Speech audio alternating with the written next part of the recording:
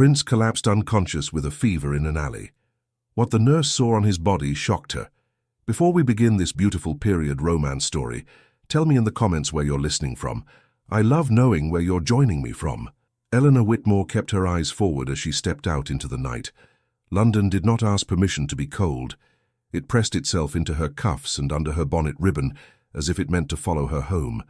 She had been on her feet since dawn. Her hands smelled faintly of soap no matter how hard she scrubbed. The poorhouse infirmary had been loud all day, even when the patients were too weary to speak. Now, at last, the streets were quieter. Quieter did not mean kinder. Miss Whitmore. She paused only because the voice belonged to Mr. Hale, the clerk who locked the infirmary doors at night. He stood half inside the entry, lantern in hand, his collar turned up. "You should have someone see you home," he said. "I should have a carriage and a cook," Eleanor replied, keeping her tone light, "but I have neither." He looked as if he wanted to argue. He never did. He had daughters. He knew what the world did to women who accepted favors. "At least take the main road." "The main road has more men," Eleanor said. "I prefer fewer." He frowned. Fewer men and fewer witnesses are not always the same blessing. "I'll be quick," she promised. "Be safe," he said, and went back inside. Eleanor walked on, boots steady on the damp stones. She did not hurry. Hurrying drew attention. She had learned that years ago, when she had still believed good intentions could shield her. A shop bell rang somewhere in the distance.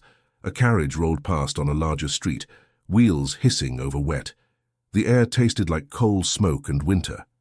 She turned down a narrower way, cutting behind a row of buildings that leaned toward one another like gossips. She told herself, as she always did, that she had walked this route before. She knew where the puddles were. She knew which doorways belonged to decent tradesmen and which belonged to men who asked questions with their eyes. Halfway through, she heard it. Not a shout, not laughter, not footsteps, a sound like someone trying to swallow and failing. Eleanor stopped so sharply her breath caught. Silence again. Then, softer, a thin rasp of air, as if lungs were working against a weight. She turned her head toward the deeper shadow at the bend of the alley. She could have kept walking. Many would have. The city trained people to mind their own business until someone else made the trouble worth noticing. But she was not built that way, no matter how she tried. "Hello," she called, keeping her voice calm. "Are you hurt?" No answer. She moved forward, one hand tightening around the strap of her satchel. It was mostly empty now. Only a few cloths, a small tin of salve, and a little bottle she used for disinfecting. Nothing that would impress anyone. Still, she held it like it mattered. "Sir," she said again, quieter. A shape shifted against the wall. For a moment she thought it was a drunk man slumped in a doorway. Then the lamplight caught the edge of a coat sleeve. Fine wool. Too fine for this place. She stepped closer, until she could see him. He was young, not a boy, not yet worn into middle age. His hair, darker than the night, lay damp against his forehead. His face was pale in a way that had nothing to do with fear. His eyes were closed, his mouth parted slightly, and every breath sounded like it had to be earned. "Sir," Eleanor said, more firmly now, "can you hear me?" His lips moved. Nothing came out. She crouched, careful not to touch him at first. She checked his face for signs she recognized from her work. He was not in a drunken stupor. His skin was too hot for that. Even through the thin air, she put the back of her fingers near his cheek. Heat. Too much. "Oh," she murmured, and felt her stomach sink with the familiar dread of fever. Fever could be fought. Fever could also kill while everyone argued over what should be done. She looked him over quickly, as she had learned to do in wards where there was never enough time. His coat was expensive. His shoes were polished, though now dulled by wet. His hands were not soft. That struck her at once. He should not have been there. He blinked, slow and unfocused. His gaze slid past her face, as if he could not decide whether she was real. "Water," he whispered. The word was scraped raw. Eleanor swallowed. "I don't have water with me. I can get you some. Where do you live?" His eyelids fluttered. His head tipped back against the brick as if the wall was the only thing holding him upright. "Home," he said, and then, as if offended by his own answer, tried again. "Not there." "Not where?" Eleanor asked. He didn't answer. His chin dropped toward his chest. For a terrible second she thought he had stopped breathing. Then his shoulders lifted, with another strained inhale. Eleanor stood and looked toward the mouth of the alley. No one in sight. Not a constable, not a passerby. Of course not. She looked back down at him. If she left him, he might be found by someone worse than the cold. If she stayed, she might be mistaken for the cause of his trouble. A woman alone with a man in a dark alley did not get the benefit of other people's imagination. Eleanor's pulse beat hard in her throat. She could call for help, but who would answer? And if they did, what would they assume? She crouched again and spoke closer to his ear, firm and clear, the way she spoke to patients who wanted to argue with death. Listen to me. My name is Eleanor Whitmore. I'm a nurse. I can help you, but you must help me. Can you stand? His brows drew together, as if the question was an insult. He tried to push himself up. His arm trembled, his shoulder slipped. He sagged back with a quiet sound that made Eleanor's chest tighten. No, she said.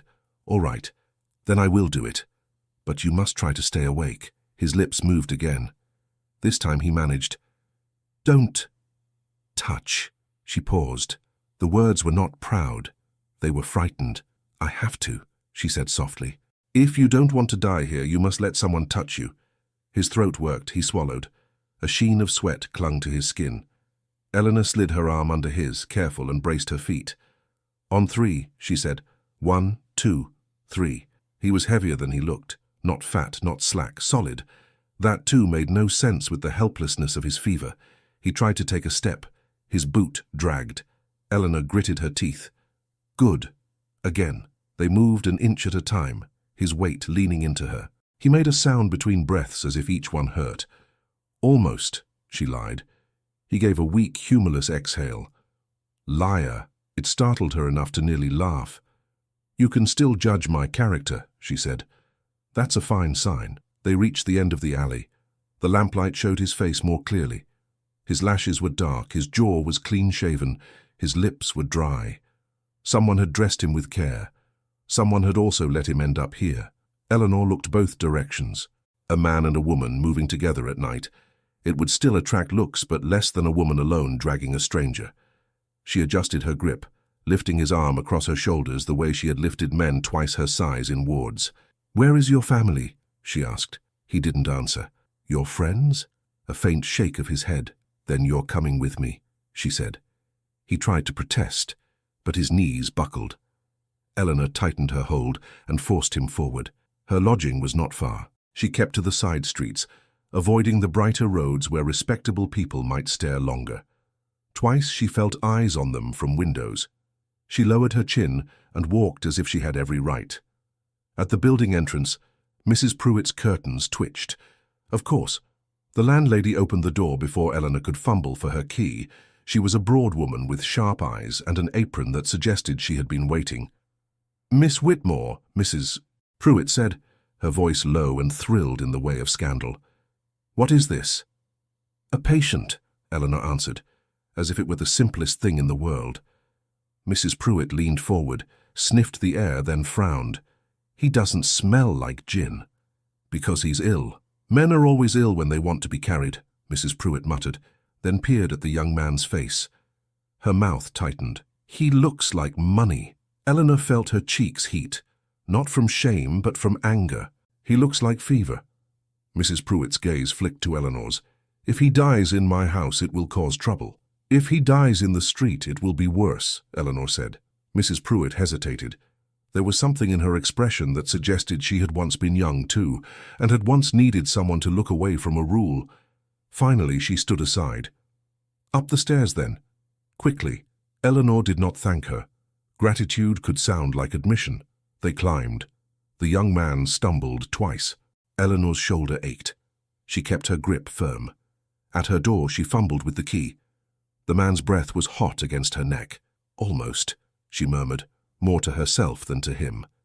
His head turned, as if he heard the familiar comfort of the lie again. Don't tell them, he whispered. Tell who? His hand moved weakly, searching for something.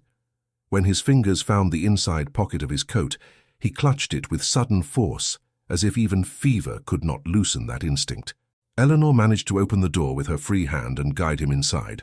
Her room was small, neat and plain. A narrow bed, a washstand, a chair, a tiny grate for coal, currently cold because coal was precious, a kettle, a folded blanket. It was not a place for a gentleman with fine wool. It was a place for survival. She guided him to the bed and eased him down. He tried to keep his boots off the coverlet even now. "Lie back," she ordered. He obeyed for half a second, then tensed. "Nurse," he said, and the word came out sharp with panic. His eyes opened wider.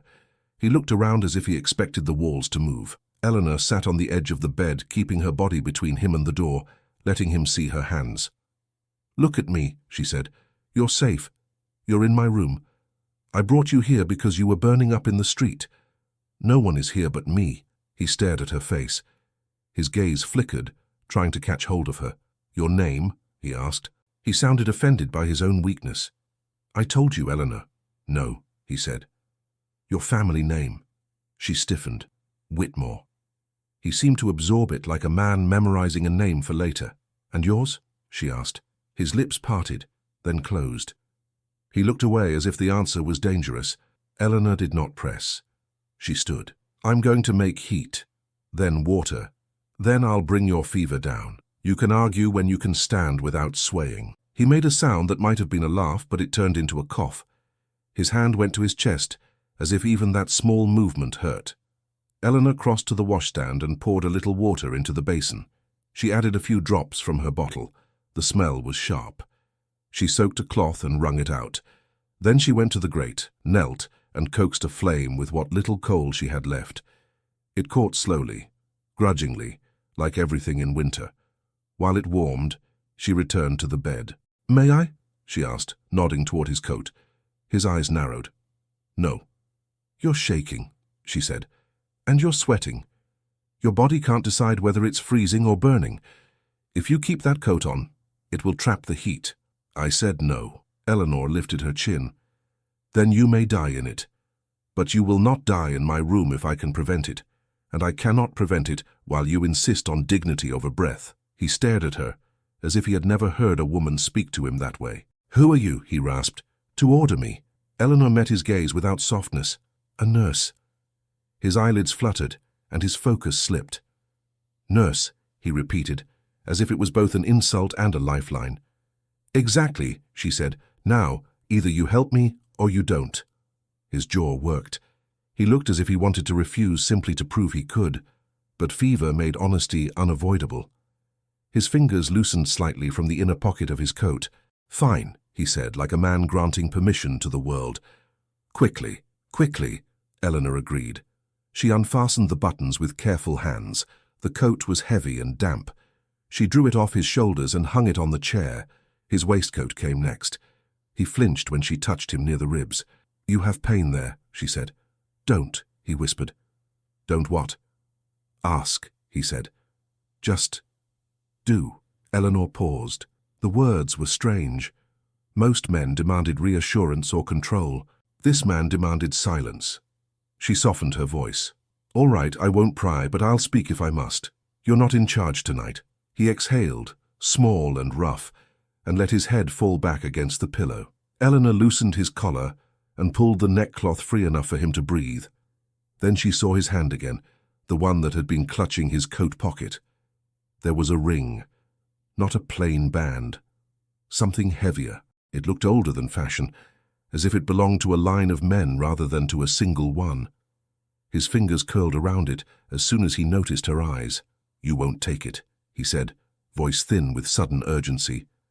Eleanor raised her brows. "I don't steal from my patients." His gaze held hers, sharp even through fever. "Promise." Eleanor felt a chill that had nothing to do with the winter. "I promise."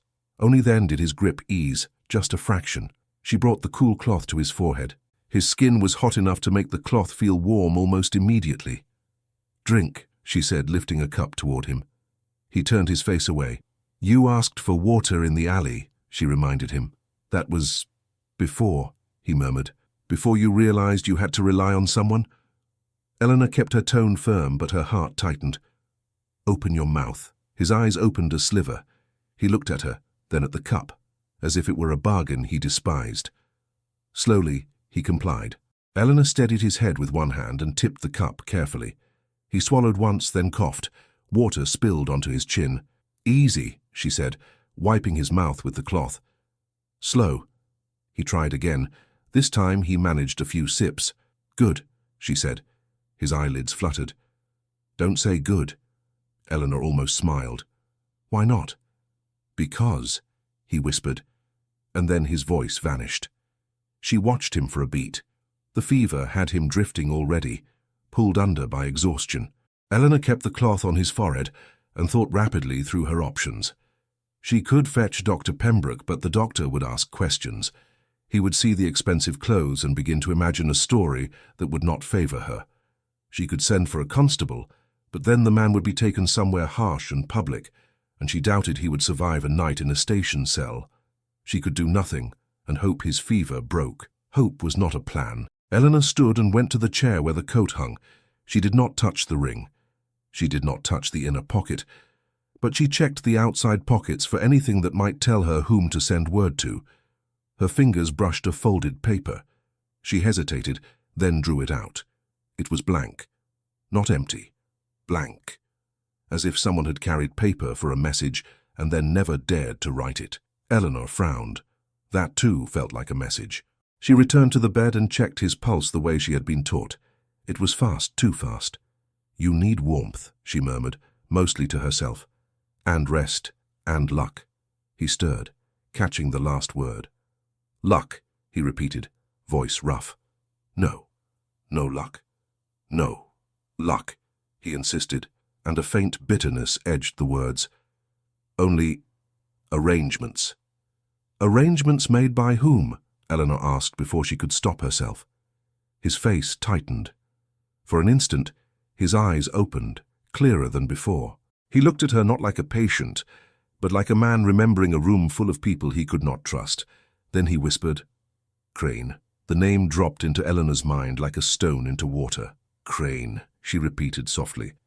"Is that your family?" His lips moved. It might have been no, it might have been don't. Then his gaze rolled away again, and he fell into the strange, half-waking state fever brought. Eleanor sat back on her heels.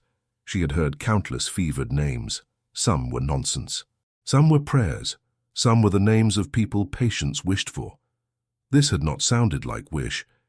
It had sounded like warning. She pressed the cool cloth to his forehead again and watched his breathing. It still rasped. Not as badly as in the alley, but enough to keep her alert. The grate began to warm the room modestly, as if embarrassed by its own weakness. Eleanor poured more water into the kettle and set it near the heat. The man shifted again, restless. His hand moved toward his coat pocket even in sleep, seeking the ring like a child seeking comfort. Eleanor caught his wrist gently. His skin was hot, but under the heat she felt something else. A faint, rough ridge around the wrist, like a mark left by repeated pressure. Not fresh, old. The skin there had a different texture, not a bruise, not damage that made her flinch. Something more puzzling, as if a tight strap or a firm band had been worn there often, long enough for the body to remember it. She looked closer. Under the lamplight she saw a faint stain on the inside of his wrist, a smudge of ink that would not quite wash away. Not a tattoo, not decoration. A practical mark, half faded. Like the kind she saw sometimes at charity wards when patients were recorded quickly, when paper was scarce, when bodies became ledgers. Eleanor's breath caught. No gentleman who lived behind polished doors should have a ward mark on his skin. She stared for a moment too long. The man stirred. His eyes opened, unfocused. He saw her expression. "What?" he whispered, and the word came out rough with suspicion. Eleanor let his wrist go as if it had burned her. "Nothing," she lied too quickly. His gaze drifted down to his own hand, then to his wrist. A flicker of recognition crossed his face.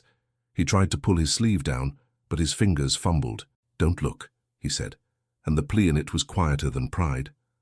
Eleanor's throat tightened. "I wasn't judging you. You don't know what you saw," he muttered. "I saw an ink mark," she said carefully. "And hands that have done work." His lips pressed together. A sheen of sweat rolled down his temple. "You shouldn't have," he said, voice thin. "You shouldn't have brought me." Eleanor leaned in, her voice low, controlled, the way she spoke to frightened patients. I brought you because you were alone and you were burning with fever.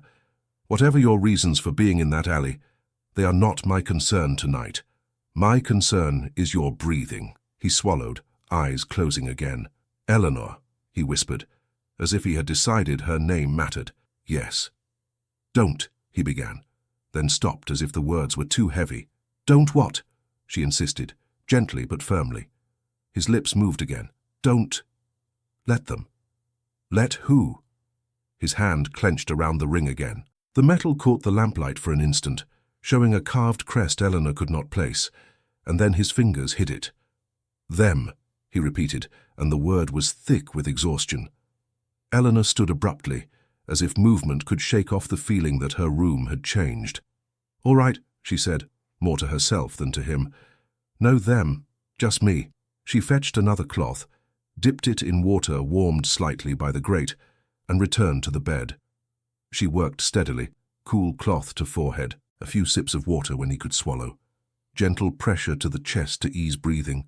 Not too much, not too fast, not enough to frighten him.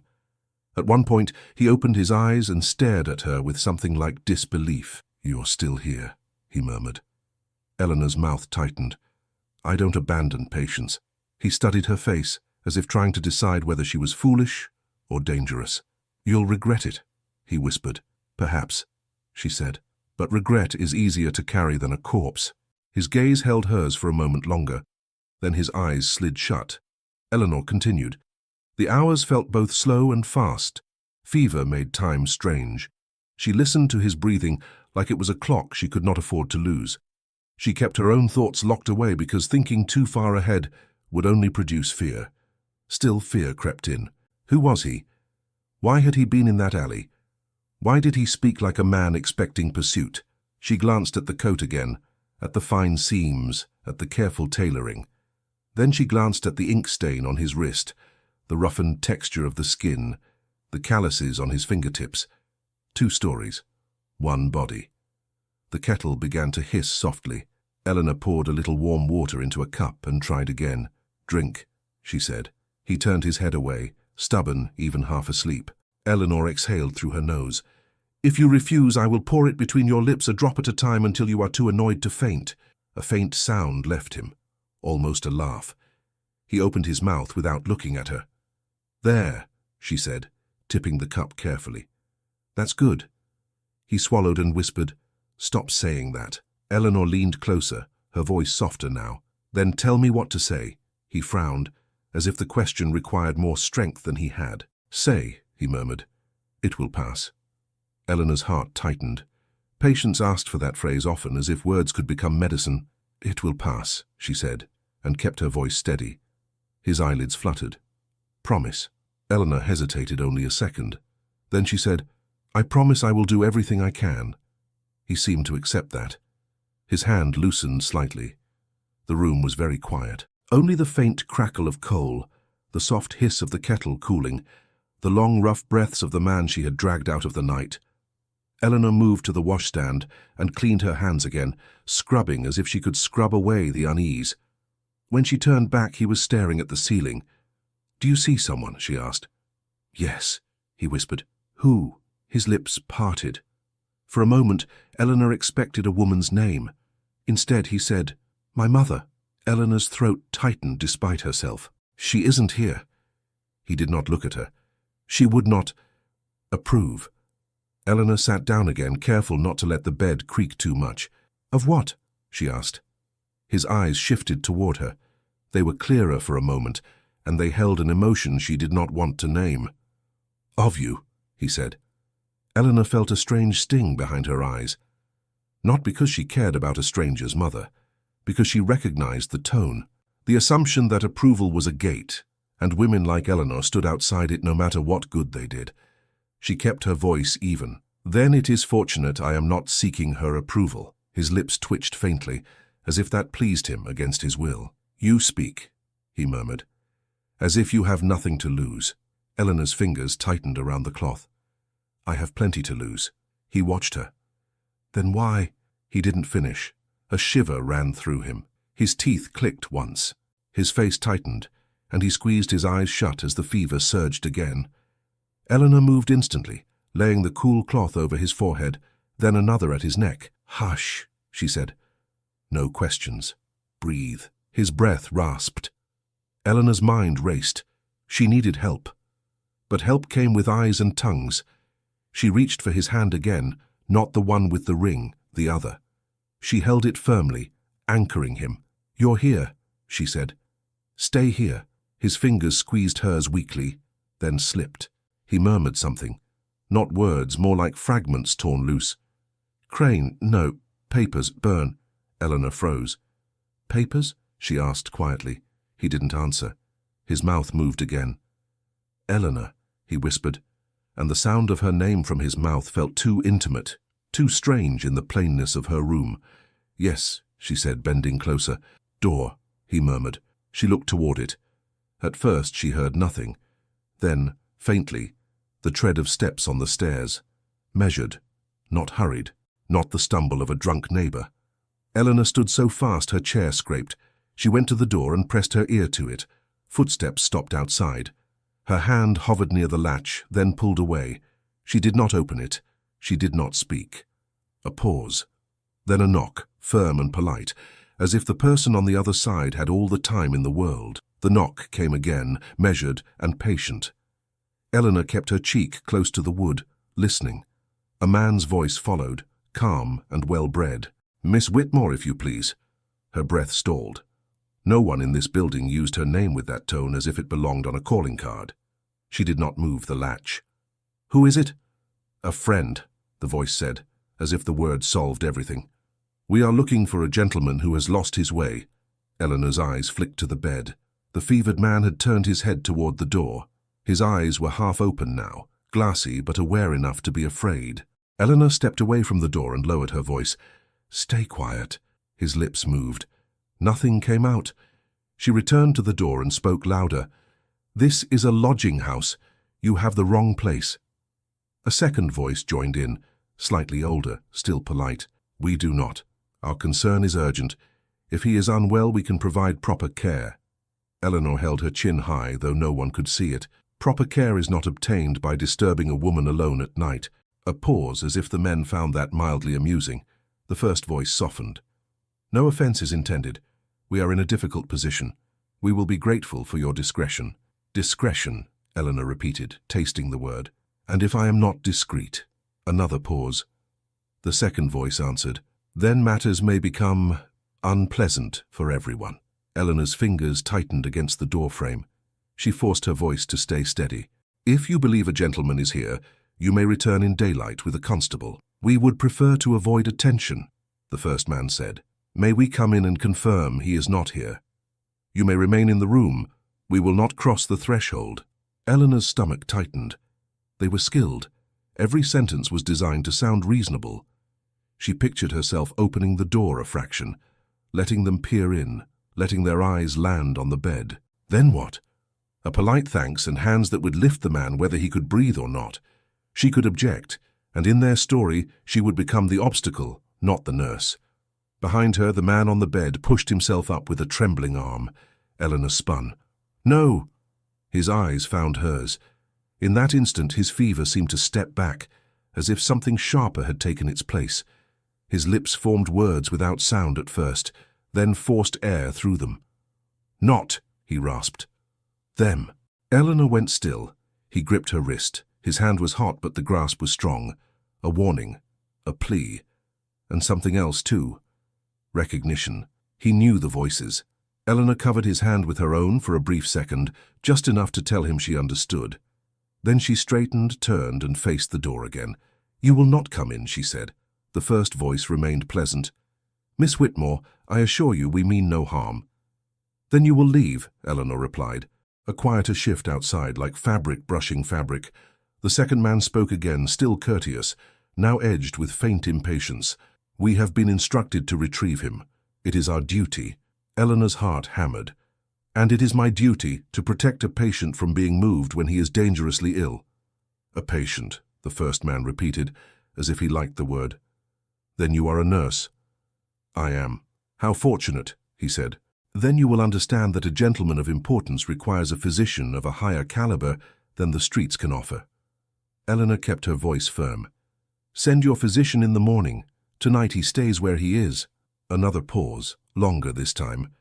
The first man sighed as if he were disappointed in her manners. Miss Whitmore, you are forcing us to be direct. If you are sheltering him, you are placing yourself in a compromised position. A compromised position, Eleanor echoed. A woman alone, the second man added gently, with a gentleman in her room. You must see how such a thing might be. Disgust.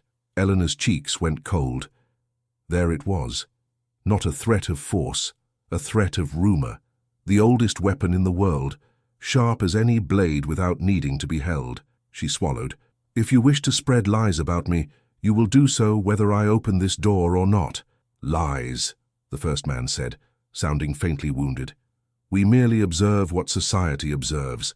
Eleanor's hand hovered near the latch again.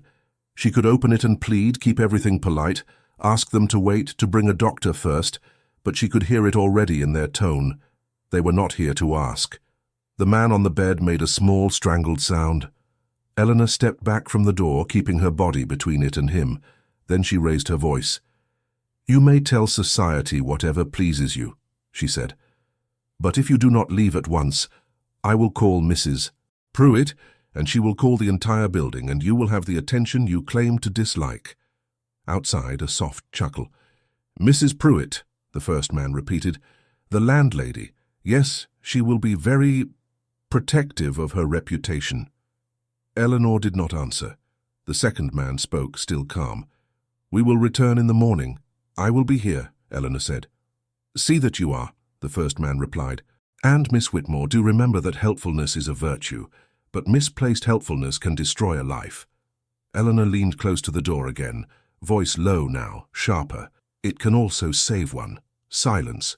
Then footsteps, measured again, withdrawing down the corridor and onto the stairs. Not hurried, not defeated.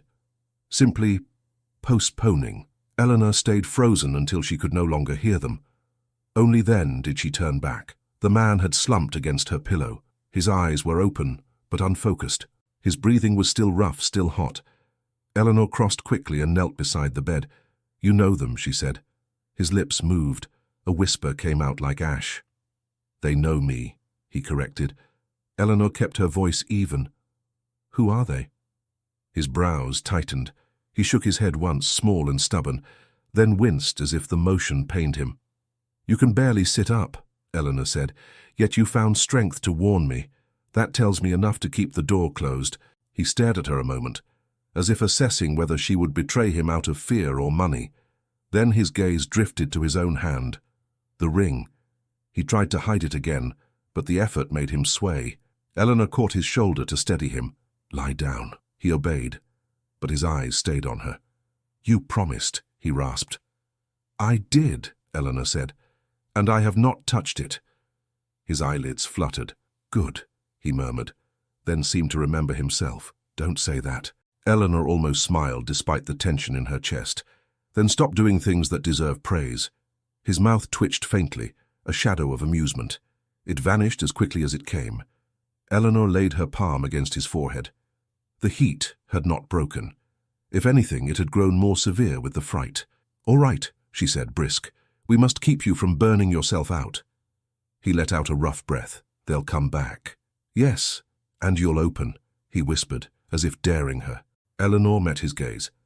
Not tonight. His eyes narrowed, then softened, and the change was so quick she wondered if she imagined it. Why? It was not a question of gratitude.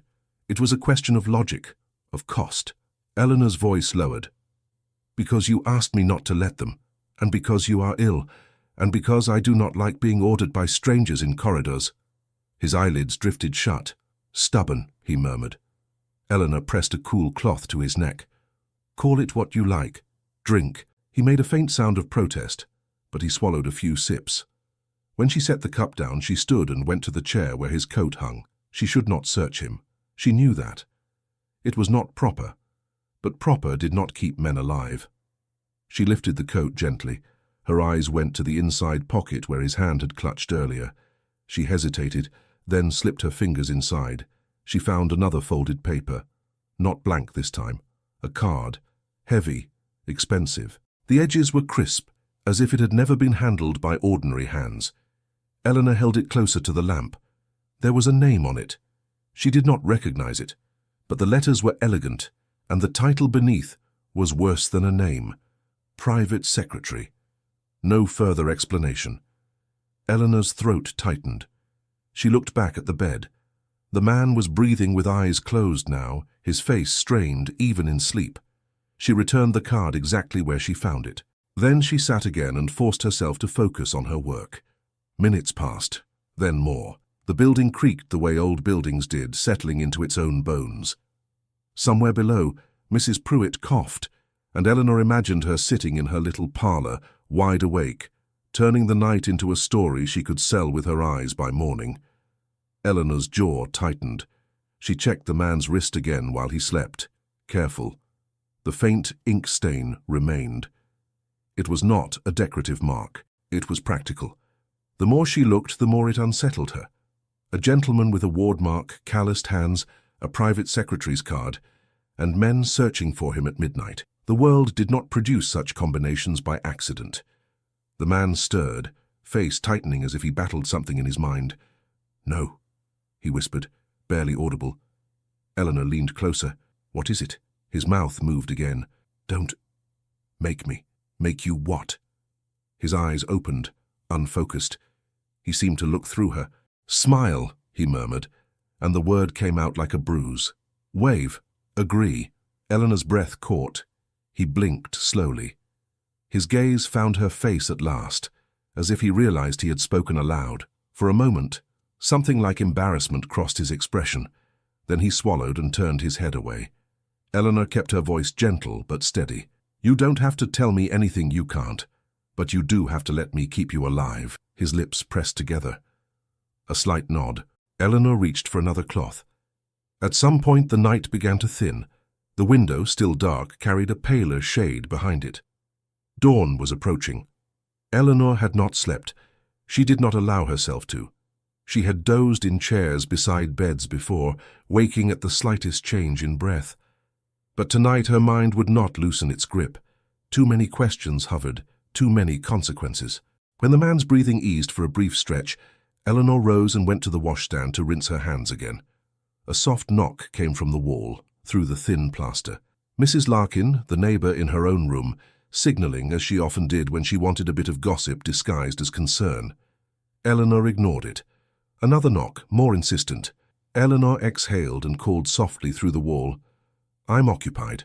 "Occupied," Mrs. Larkin repeated, delighted by the word. "At this hour?" "Someone is ill," Eleanor replied. A pause. "A man?" Eleanor shut her eyes for a second. "Yes." A small, scandalized gasp, and then silence that felt less like politeness and more like a promise to spread the information. Eleanor returned to the bed, jaw tight. The man opened his eyes again. "Who?" he whispered. "Was that?" "A neighbor," Eleanor said. "She is curious." His mouth twitched, almost bitter. "Curiosity is a sport." Eleanor didn't answer. She checked his pulse again. Still fast, still too hot. "You need a doctor," she murmured, unable to avoid it anymore. His eyes sharpened slightly. "No, you can't refuse a physician while half delirious," Eleanor said. "I can refuse anything," he whispered. Eleanor leaned close, voice low. "And I can refuse to let you die out of stubborn pride." His gaze held hers. "You don't know what a doctor will do." Eleanor's throat tightened. "Then tell me." He swallowed. "They report." "To whom?" He did not answer. Eleanor sat back, trying to control the tremor in her own chest. "All right, if you don't want a doctor, we will proceed without one for now. But you must take water, you must rest, and you must stop trying to sit up whenever the world frightens you." A faint huff of air left him, almost a laugh. "As you command." Eleanor shot him a look. "Don't mock me." His eyelids drifted. "I'm not," he murmured. "I'm surprised." "By what?" He forced his eyes open again. They were clearer now, though still fever-bright. "That someone says no and means it." Eleanor felt a strange chill. She set another cool cloth on his forehead. "Sleep." His lips moved. He whispered, Eleanor. Yes? Lock it, he murmured. Eleanor's gaze flicked to the door. She had already slid the bolt, but she rose anyway, went to it, and checked. The latch was secure. When she returned, the man's eyes had closed again. The next hour passed in an uneasy rhythm. His breathing rose and fell. The coal in the grate burned down. Eleanor added only a little more, careful. She could not afford waste. Not with rent due soon, and her wages uncertain. She tried not to think about the men's threat. The word compromised. The way they had said society observes. Society always observed women like Eleanor. If she had been a man, she could have helped a stranger and been called brave. As a woman, she would be called something else. The sky outside brightened slowly, and then, just as Eleanor allowed herself to think perhaps the men had truly gone, there came another sound in the corridor. Not footsteps, a soft scrape, like paper sliding over wood. Eleanor's head snapped toward the door. She stood and moved quietly, careful not to make the floorboards complain. She opened the bolt a fraction, peering down at the gap beneath. A pale rectangle rested there. A note. Eleanor's stomach tightened. She opened the door just enough to snatch it, then closed it again and slid the bolt back into place with a decisive click. She held the paper in her hands. It was thick, expensive. A seal sat on the fold, pressed in dark wax. Not the sort of seal a clerk used. She turned it toward the lamp and her breath caught. A crest. It was not merely decorative. It carried authority the way a uniform carried authority. Quietly. Unquestionably. Behind her, the man stirred. "Eleanor," he rasped as if he sensed danger. Eleanor did not answer. Her fingers were stiff as she broke the seal. Inside was a single sheet, folded precisely. The writing was short. The ink was dark and confident. It did not ask. It instructed. Eleanor read it once, then again, as if the words might change. Her mouth went dry. The man on the bed pushed himself up slightly, wincing, eyes narrowed. "What is it?" Eleanor looked at him, then at the crest again. Her voice came out low. "It's an order," she said. "From who?" Eleanor swallowed. She had no right to speak the words aloud. It felt like invoking a storm, but the seal had already invoked it. "It tells me to present myself at a specified address before noon," she said, and her hands tightened around the paper as the realization landed like a weight in her chest. The crest on the wax was royal, and the note bore the same crest. Eleanor kept the note in her hand as if it might bite. The man on her bed stared at it with a look that did not belong to fever. "Read it again," he said, voice rough. "I have," Eleanor replied. "It does not become kinder." He swallowed, his throat working painfully. "What address?" Eleanor read it aloud. The street was one she knew by reputation, not by experience. Quiet. Expensive. The kind of place where doors did not open unless someone had already decided you were allowed to enter. His eyes closed for a moment, and his jaw tightened. "You know it," Eleanor said. He opened his eyes again. "I know who lives near it."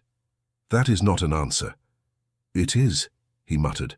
"Just not one you'll like." Eleanor's fingers tightened around the paper. "If it bears a royal crest, then it is meant to frighten me into obedience." "Yes," he said too quickly. Eleanor studied his face. "And if I obey, I walk into a room where everyone speaks politely while deciding what to do with me." "Yes," he said again. Eleanor's chest tightened. "Then why would anyone send it?" His gaze flicked to the ring on his finger. He tried to cover it with his other hand as if ashamed of its weight. "Because," he whispered, "they can." Eleanor leaned closer, keeping her voice low. "Who are they?" he swallowed. "People who do not like surprises." "Am I a surprise?" Eleanor asked. His mouth twitched faintly. Then the expression vanished under strain. "You are an inconvenience." Eleanor let out a short breath, half humorless, half offended. How flattering. He tried to sit up straighter and failed, his shoulders trembling. Eleanor pushed him gently back. "Do not perform bravery for me. Save your strength." His eyes sharpened. "You should not go." "And if I do not?" He hesitated, and Eleanor heard the truth in the pause before he spoke. "Then they will come here again," he said. "And next time, they will not ask." Eleanor's stomach clenched. "They did not ask this time either. They suggested." He closed his eyes. "Eleanor." "Yes." His voice dropped. "If you go, you must speak carefully." "I always speak carefully," she said. He opened his eyes again, and there was something like urgency in them. "No, you must speak like someone whose life is being weighed by strangers who think you are less than a servant." Eleanor's throat tightened. She hated that he was right.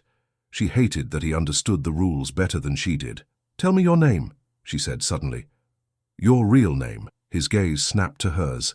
Eleanor held it steady. "If I am to be summoned by a crest, then I will not walk into that house as a fool who does not even know whom she saved." He stared at her for a long beat. Then his eyes drifted toward the window, pale daylight starting to press behind the glass. "I cannot," he said. "You cannot," Eleanor echoed, incredulous. "Or you will not." His jaw worked. "If I say it, it becomes real." "It is already real," Eleanor said. "Your fever is real. That ring is real. Those men are real. The crest is real. You cannot keep reality in your pocket and pretend it is only paper." His eyes narrowed as if he admired her stubbornness and hated it at the same time. He whispered, "Henry." Eleanor waited. He took a shallow breath. "Henry Ashford." Her fingers went cold around the note. She did not bow. She did not gasp. She did not perform any of the reactions the world expected from someone hearing a royal name in a modest room. She simply stared at him. "You're certain," she said. His lips tightened. "Yes." "And you were in that alley," Eleanor said, choosing each word, "alone, feverish, with men looking for you." "Yes." Eleanor's mind turned sharply, trying to catch a single explanation that made sense. "Why?" she demanded. He looked away. "Not now." "Not now," Eleanor repeated. "When, then? After you are dead? After I am ruined?" His gaze flicked back to her. "You are not ruined." Eleanor laughed once, short and bitter. "A prince says so and the world obeys." His expression tightened. "Do not use my name like a weapon." "I am not," Eleanor said, and softened her voice despite herself. "I am trying to understand the danger." Henry's eyes held hers. "The danger," he whispered, "is not only to you." Eleanor's heart beat hard. "To whom else?" He hesitated, then murmured, "To people who will suffer if the wrong person speaks first." "Then speak to me," Eleanor said. "Speak first." Henry's face tightened as if he were fighting sleep and memory together. "There are papers." "Papers," Eleanor repeated, hearing the word he had murmured in fever. He nodded faintly. "If they are found, they will turn it into something else." "What is it?" Eleanor demanded. Henry's gaze drifted and the fever took him again for a moment. When he came back, his voice was lower. "A truth," Eleanor exhaled, frustrated. "That is not helpful." He gave a faint, dry sound that might have been a laugh. "It never is." Eleanor stood and folded the note carefully, as if tidiness might impose order on her life. "I am going," she said. Henry's eyes widened slightly. "No, I do not mean," Eleanor said sharply, "that I am going to obey them like a frightened girl. I mean I am going to go because refusing will bring them here again, and I will not have them in my room with you too weak to stand." Henry's jaw tightened. "You should leave me." Eleanor stared at him. "Say that again," he swallowed. "You should leave me, go to your work. Let them find me. Let them take me." Eleanor's voice dropped, fierce. "You are not a parcel left on a step." Henry's gaze held hers. "You cannot protect me." "Perhaps not forever," she replied. "But I protected you last night. I will not stop now because your title frightens me." His eyes flicked away. "It should." Eleanor stepped closer, her face near his. "Then be frightened with me and tell me what to do." Henry stared at her as if no one had ever spoken to him like an ally. Then he whispered, "Do not say you know me." Eleanor blinked. "What?" He forced himself to sit up a little, wincing. "If they ask how you found me, you found a stranger. You did not recognize me. You did not know who I was. You did not see my ring." Eleanor's mouth tightened. "And what do I say when they demand it?" Henry's gaze sharpened. "You say you were doing your duty." Eleanor nodded slowly. "That part is true." Henry's breathing rasped again. He pressed his hand to his chest, a fleeting sign of pain. Eleanor moved, adjusting his pillow, calming him with the familiar motions. "Lie back," she ordered. Henry obeyed, eyes half closing. "You shouldn't go alone," he murmured. "I have no one," Eleanor said. His eyes opened again, and something passed over his face. "Yes," he whispered. "You do." Eleanor froze. "Who?" Henry's gaze drifted, unfocused, as if he had spoken too far ahead of himself. "No one you can trust," he corrected. Eleanor's hands stilled on the blanket. "That is not comforting." Henry's lips pressed together. "I did not say it to comfort you." Eleanor exhaled and forced her mind back to what she could control. She checked the bolt again. She checked the window latch. She rearranged the room to look less like a sick room and more like a woman's simple lodging. She hated herself for it, hated that appearances mattered more than breath, but she could not afford to pretend otherwise. Henry watched her with tired eyes. "You've done this before," he said quietly. Eleanor did not turn. "Done what?" "Prepared for judgment," he replied. Her fingers tightened on the edge of the chair. "I live in a world where judgment is delivered like milk, daily. Whether ordered or not." Henry's expression tightened. "I am sorry." Eleanor turned then, startled by the sincerity in his voice. "You are a stranger," she said. "Do not apologize to me like you mean it. It makes it harder." Henry's gaze held hers. "Harder to do what?"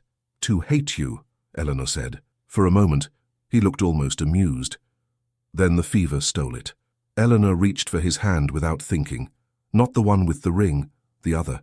She squeezed gently. "You will stay here," she said. "You will not try to rise. You will drink when I tell you. You will not open the door to anyone." Henry's lips twitched. "As you command," he murmured again, faintly mocking. Eleanor lifted her chin. "Yes, as I command, because you are a terrible patient." Henry's eyelids fluttered. "I've been called worse." Eleanor's voice softened despite herself. "Not by me," he whispered, almost too quiet. "Thank you." Eleanor stood quickly, as if gratitude was dangerous. She gathered what she needed: her bonnet, her gloves, a shawl. She looked at him one more time. He lay still, breathing rough but steady enough for the moment. "If I do not return," Eleanor said, and hated the tremor she could not fully hide. "What will you do?" Henry's eyes opened, and for a moment they were clear. "I will wait," he said. "And if they come, I will not go willingly." Eleanor swallowed. "Try to live." Henry stared at her. "You too." Eleanor left the room and locked it from the outside, a small key that felt suddenly inadequate. Mrs. Pruitt was already in the corridor, as if she had been conjured by the click of the lock. "Morning," the landlady said too brightly. "It is," Eleanor replied. Mrs. Pruitt's eyes flicked to Eleanor's bonnet, then to the closed door. "You have company." "A patient," Eleanor said. "At night," Mrs. Pruitt added, as if she were savoring the word. Eleanor kept her face calm. "He was ill in the street, and now he is ill in my building," Mrs. Pruitt said. "Illness travels. So do stories." Eleanor met her gaze. "If you tell a story that harms me, you will lose your rent." Mrs. Pruitt's eyes widened. Then she narrowed them. "Oh." Eleanor's voice remained even. "I am not threatening you. I am reminding you that I pay on time." Mrs. Pruitt pursed her lips. "You pay," she admitted, "and you don't bring trouble." Eleanor nodded toward the closed door. "I am trying to keep it that way." Mrs. Pruitt leaned closer, lowering her voice.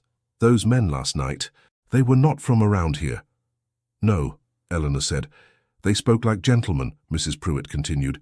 "Gentlemen do not knock on my doors after midnight unless they expect to get what they want." Eleanor did not answer. Mrs. Pruitt's eyes searched Eleanor's face. "Is he worth it?" Eleanor's throat tightened. "He is a person." Mrs. Pruitt snorted softly. "That was not what I asked." Eleanor turned toward the stairs. "He is ill. That is enough." Mrs. Pruitt's voice followed her. "If the police come, I will say I knew nothing." Eleanor did not look back. "You will say you were asleep." Mrs. Pruitt paused. "And were you?" Eleanor kept walking. "No." Outside, London had fully woken. Street vendors called. Children darted between carts. People moved as if their own errands were the only things keeping the city upright. Eleanor held her chin high and walked toward the address on the note. The nearer she came to that street, the quieter the world became, as if noise itself was discouraged. When she reached the house, She stood before a dark door that seemed to watch her. She raised her hand and knocked. It opened almost immediately. A footman in crisp livery looked down at her with an expression trained to be blank. "Miss Whitmore," he said, as if he had been expecting her all his life. "Yes," Eleanor replied, refusing to flinch. "This way," he said. She stepped inside. The hall was too clean, the air too still. The silence felt expensive. Eleanor followed the footman down a corridor and into a sitting room, where everything was arranged as if no one had ever lived carelessly. A woman stood near the window. She turned at Eleanor's entrance. She was not young, not old, the sort of age that carried authority without effort. Her hair was arranged with precision. Her dress was elegant without display. Her gaze landed on Eleanor and did not waver. "Miss Whitmore," the woman said, voice smooth. "Thank you for coming." Eleanor did not curtsy. She gave a small nod, respectful but not submissive. "Madam," the woman gestured to a chair. "Sit." Eleanor remained standing. "I would prefer to know why I was summoned." The woman's mouth softened, not into kindness, but into the polite mask of it. "You are direct." "I have learned it saves time," Eleanor replied. The woman's eyes held hers. "Very well. I am Lady Beatrice Ashford." Eleanor's stomach tightened. She kept her face calm. "I see." Lady Beatrice's gaze flicked over Eleanor's clothing, her gloves, her posture, as if taking inventory. "You have been caring for a gentleman," Lady Beatrice said. Eleanor's voice remained even. "I found a man in the street with a dangerous fever." Lady Beatrice tilted her head slightly. "In the street?" "Yes. In a dark alley," Lady Beatrice added. Eleanor lifted her chin. "Yes." Lady Beatrice watched her for a long moment, then spoke with gentle precision. "Do you understand how such a circumstance might be interpreted?" Eleanor's throat tightened. "I understand how people prefer to interpret a woman's actions when it amuses them." Lady Beatrice's expression remained calm. "And you understand that certain names attract attention." Eleanor's pulse beat harder. "Madam, I do not know names. I know fever." Lady Beatrice's gaze sharpened slightly, as if she recognized the line. "You do not know his identity." Eleanor held her gaze. "No." Lady Beatrice walked a few steps closer, stopping just far enough to maintain distance. "Then you will be relieved to learn that arrangements have been made. The gentleman will receive proper care. You will return to your duties. Your kindness will be acknowledged." Eleanor's fingers curled inside her gloves. "Where is he?" Lady Beatrice's brows lifted a fraction. "You are invested." "I am responsible," Eleanor corrected. "If he is moved while fevered, he may worsen." Lady Beatrice smiled faintly. "Our physicians are capable." Eleanor forced her voice to stay steady. "Then why did your men come to my door at midnight without a physician?" Lady Beatrice's smile did not change, but the air in the room tightened. "You are mistaken." Eleanor met her gaze. "No." Lady Beatrice's eyes remained on Eleanor, as if she were a problem to be solved without raising one's voice. "You are certain the men were ours." "They spoke as if they had authority," Eleanor replied. "They knew my name. They implied harm to my reputation." Lady Beatrice's tone remained mild. "Your reputation is your own responsibility." Eleanor's chest tightened. "I was doing my duty." Lady Beatrice's gaze moved away, as if the conversation bored her now. "Duty is admirable. It is also dangerous when it becomes entangled with matters beyond one's station." Eleanor's temper flared, hot and immediate. She forced it down. "My station," Eleanor said carefully, "does not prevent me from understanding that a fevered man should not be dragged about in the night." Lady Beatrice looked back at her. "Dragged," she repeated softly. Eleanor held her gaze. "Moved." Lady Beatrice nodded as if Eleanor had corrected herself appropriately. "Good. Words matter." Eleanor's jaw tightened. "Madam, if the gentleman is safe, then I will return to my duties, but I will not be spoken to as if I have committed a crime by saving a life." Lady Beatrice's eyes narrowed almost imperceptibly. "No one said crime." "Not allowed," Eleanor replied. Lady Beatrice's voice remained calm. "Miss Whitmore, you are a nurse. You will appreciate that recovery requires quiet, privacy, the absence of agitation." Eleanor's fingers tightened. "Then why summon me?" Lady Beatrice stepped closer, lowering her voice slightly. Because the situation must be contained. Contained. Eleanor hated the word. It made her feel like spilled ink being blotted up before it stained something valuable. Lady Beatrice's gaze held hers. You will say nothing of what occurred. Eleanor's chin lifted. I will not gossip. Lady Beatrice's mouth softened again. Not gossip, not speak, not hint. Not allow your landlady, your neighbors, your colleagues to turn this into something it is not. Eleanor's voice tightened. Then perhaps your men should not have knocked on my door like debt collectors. Lady Beatrice's eyes flashed for the first time, quick as a whip, then vanished under calm. You are bold. I am tired, Eleanor replied, and surprised herself with the honesty. Lady Beatrice studied her. You saw something. Eleanor's breath caught. I saw a fevered man. Lady Beatrice's gaze did not move. You saw marks. Eleanor's hands went cold. She kept her face steady. Marks from illness, perhaps. From work. Lady Beatrice's voice lowered. Work. Eleanor heard the judgment in that single word, as if it could stain an entire bloodline. I do not know, Eleanor said. I did not interrogate him. Lady Beatrice watched her for a long moment. Then she turned away slightly, as if deciding the angle from which to deliver the next sentence. You will be compensated, she said, for your inconvenience. Eleanor's stomach tightened. Compensated. Lady Beatrice nodded, as if it were generous. A sum, enough to ensure you do not suffer for your decision. Eleanor's voice went quiet, dangerous. You mean enough to ensure I keep my mouth shut. Lady Beatrice's eyes returned to Eleanor's face. I mean enough to protect you. You have no idea how quickly a woman can be ruined by a whisper. Eleanor held her gaze. I have a very clear idea. Lady Beatrice's mouth tightened slightly. Then accept protection while it is offered. Eleanor's heartbeat thudded in her ears. She thought of Henry on her bed, his fever, his warning. Not them. She drew a slow breath. No. Lady Beatrice blinked once. No? Eleanor kept her voice steady. I will not accept money for doing what I was trained to do. Lady Beatrice's tone remained polite. Do not be childish. Eleanor felt anger flare again. Do not be insulting. Lady Beatrice's eyes cooled. You are in a house where you do not belong, speaking to a woman you should address with deference. Eleanor's fingers curled. I am addressing you with honesty. Lady Beatrice's voice softened dangerously. Honesty is not always rewarded. Eleanor met her gaze. Neither is obedience. A silence fell. Lady Beatrice studied Eleanor as if seeing her properly for the first time. Not as a nurse, as a complication. Very well, Lady Beatrice said at last, and the words sounded like a door closing. You will return to your work. You will say nothing. If anyone asks, you found a stranger and did what any decent woman would do. Eleanor's throat tightened. And the gentleman. Lady Beatrice's gaze did not soften. He is not your concern. Eleanor's voice sharpened. He was my concern when he could not stand. Lady Beatrice's expression remained smooth. He is not your concern now. Eleanor held her gaze. Then why does my name appear on your lips? Lady Beatrice's eyes narrowed a fraction. Because you were there. Eleanor's chest tightened. And you wish I had not been. Lady Beatrice did not deny it. We all wish for many things. Eleanor felt suddenly sharply outnumbered by walls and wealth and rules. She forced her voice calm. If that is all, madam, I will go. Lady Beatrice nodded. You will. Eleanor turned toward the door.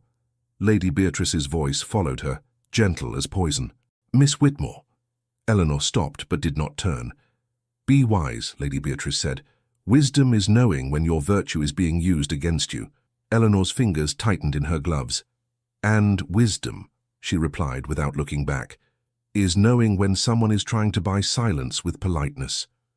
She left. Outside, the city noise returned in layers, as if London had been waiting for her to be released from that quiet prison. She walked quickly, not running, refusing to look like prey. By the time she reached the infirmary, her jaw ached from holding her face steady. Mr. Hale looked up from his desk, eyes widening when he saw her. You're late, he said, then frowned. You look tired, Eleanor said. He lowered his voice. There are people asking for you. Eleanor's stomach dropped. Who? Mr. Hale glanced toward the corridor. The matron? And Dr. Pembroke. Eleanor's mouth went dry. She went down the corridor, her steps controlled. The matron's office door was closed. Eleanor knocked. "Come in," came the sharp voice. Eleanor entered. The matron sat behind her desk like a judge. Dr. Pembroke stood near the window, hands folded, face arranged into professional concern. Eleanor's chest tightened. "Miss Whitmore," the matron said. "Sit." Eleanor remained standing. "Yes, ma'am?" The matron's lips thinned. "There are reports." Eleanor's pulse hammered. "Reports of what?" Dr. Pembroke spoke gently. "Miss Whitmore, we only wish to clarify a matter before it becomes unmanageable." Eleanor's gaze flicked to him. "Clarify." The matron's eyes were hard. "It has been said you were seen returning to your lodging with a gentleman late last night." Eleanor kept her face calm. "I found a man in the street suffering from fever. I brought him to safety." The matron's mouth tightened. "To your room." "It was the nearest place where I could keep him warm and give him water," Eleanor replied. "I am a nurse, that is what I do." Dr. Pembroke's eyes did not meet hers. "And you did not send for a physician?" Eleanor felt anger flare. "At midnight? With a man whose condition was unstable, while two strangers knocked on my door and hinted at scandal if I refused them?" The matron's eyebrows lifted. "Strangers knocked on your door?" "Yes," Eleanor said. "They asked for him?" Dr. Pembroke's voice remained calm. "And you refused?" "Yes," Eleanor repeated, "because he was dangerously ill." The matron leaned forward. "Miss Whitmore, do you understand what this looks like?" Eleanor's hands curled. "It looks like a nurse saving a life." The matron's voice sharpened. "It looks like impropriety." Eleanor's throat tightened. "That is an assumption." The matron's eyes narrowed. "Assumptions are how reputations are destroyed." Eleanor's breath caught at the cruel familiarity of the sentence. Dr. Pembroke cleared his throat. "Miss Whitmore, you are skilled. No one doubts your competence.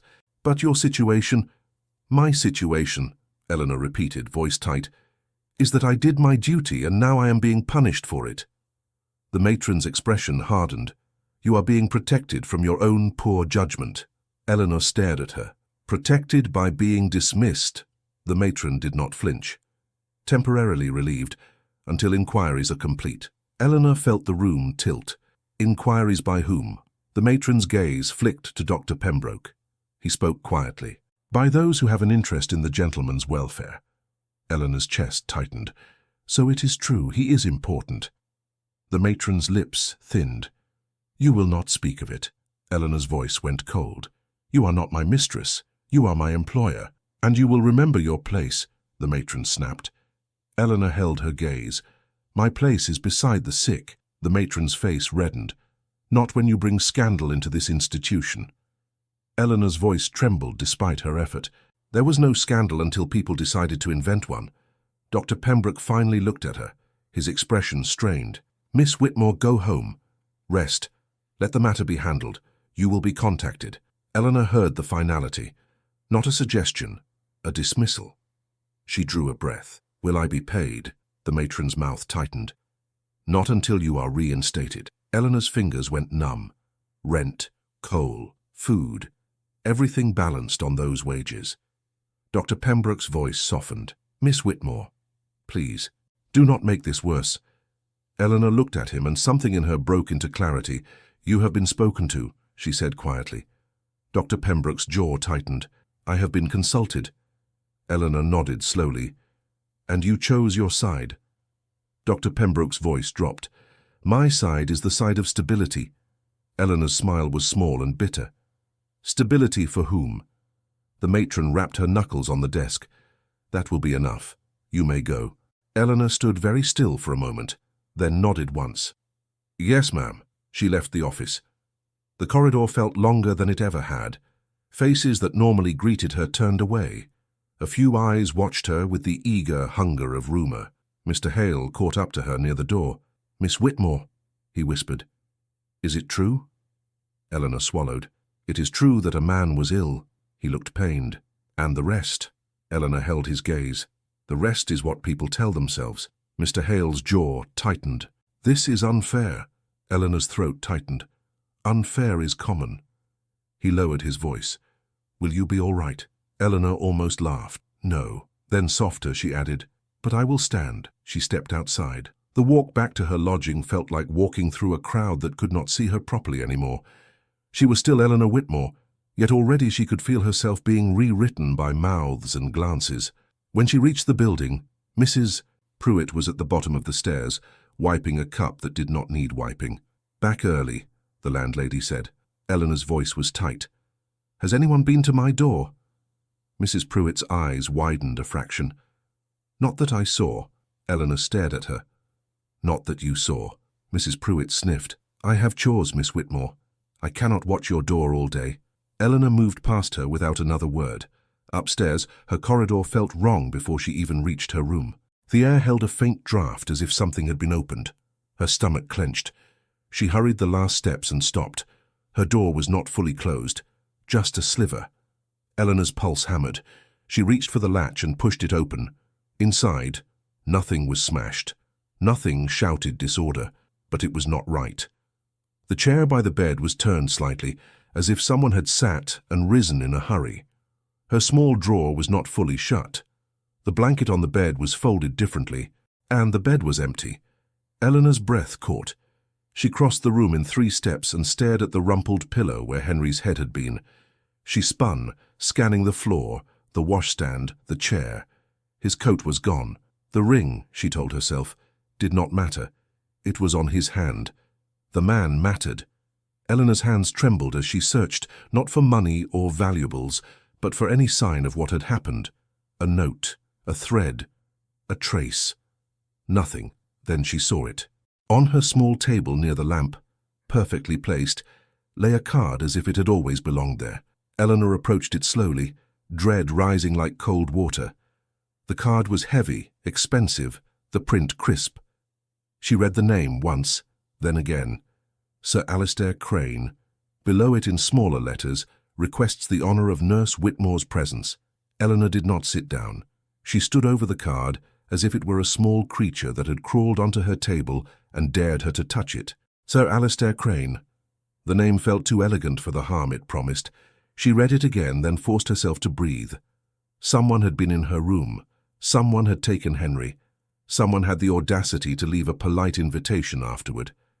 Eleanor's hands trembled once. She pressed them flat on the table until they steadied. "Think," she told herself out loud, because her own voice was the only thing in the room that still belonged to her. She went to the door and called down the corridor. "Mrs. Pruitt." No answer. Eleanor went to the stairs and called again, louder. Mrs. Pruitt appeared at the bottom step, wiping her hands on her apron, as if she had been waiting for the right moment to look innocent. "What is it now?" the landlady said too quickly. Eleanor descended with controlled steps. "Someone entered my room." Mrs. Pruitt's eyes widened theatrically. "Entered?" "Yes." Mrs. Pruitt pressed a hand to her chest. "That's dreadful." Eleanor stopped on the last step. "Do not play at dread. Who was it?" Mrs. Pruitt's mouth tightened. "I told you, I can't watch your door all day." Eleanor's voice turned quiet. "You can watch it long enough to collect rent." Mrs. Pruitt's eyes flicked away. "There was a gentleman." Eleanor's stomach clenched. "Describe him." "Tidy?" Mrs. Pruitt said, licking her lips. "Not young, not old. A fine coat, a fine voice. He asked for you by name." "Did he give a name?" Eleanor pressed. Mrs. Pruitt hesitated. "He didn't need to." Eleanor's jaw tightened. "Did he pay you?" Mrs. Pruitt's face reddened. "How dare you?" Eleanor held her gaze. "Did he pay you?" Mrs. Pruitt's mouth twisted. "He put a coin in my hand for the trouble. He said he only needed to retrieve a guest who had become confused. He said it was for the best." "For the best," Eleanor echoed, her voice cold. "And you believed him." Mrs. Pruitt bristled. "He spoke like a gentleman." Eleanor's eyes narrowed. "Gentlemen do not remove fevered men from beds without a nurse." Mrs. Pruitt looked uncertain for the first time. "He said there was a physician waiting." Eleanor's pulse hammered. "Did you see a physician?" Mrs. Pruitt's cheeks puffed. "I saw 2 men." Eleanor closed her eyes for a single beat.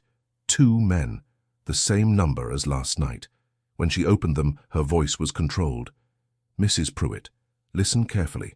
If anyone asks, you do not know who was in my room. You did not see a face, you did not hear a name. Mrs. Pruitt's eyes widened. Now why would I do that? Because, Eleanor said, each word clipped. If my name is dragged through the mud, your building will not be spared. People do not distinguish between a scandal and the stairs it climbed. Mrs. Pruitt swallowed. I rent rooms. That's all. And I pay rent, Eleanor replied. That is all. Mrs. Pruitt's mouth tightened. What will you do? Eleanor held up the card. I will attend the invitation. Mrs. Pruitt sucked in a breath. Alone? Eleanor's gaze sharpened. Would you like to accompany me? Mrs. Pruitt recoiled as if Eleanor had offered her a plague blanket. Of course not. Eleanor nodded once. Then keep your curtains shut. She turned and went back upstairs. Inside her room, she put on her bonnet with deliberate calm. She did not dress like a woman going to plead. She dressed like a nurse going to demand the return of her patient. The card did not list an address, but Eleanor recognized that kind of card. It meant a message would follow. It meant she was expected to wait and obey. She did neither. She turned the card over, a faint imprint. The pressure of a pen had left a trace from whatever had been written atop it before.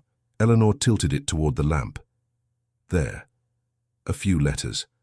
A street name, half visible. It was enough. She left her room, locked the door, and descended again. Mrs. Pruitt called after her. If you make trouble, don't make it here. Eleanor did not look back. That depends on who insists on bringing it here.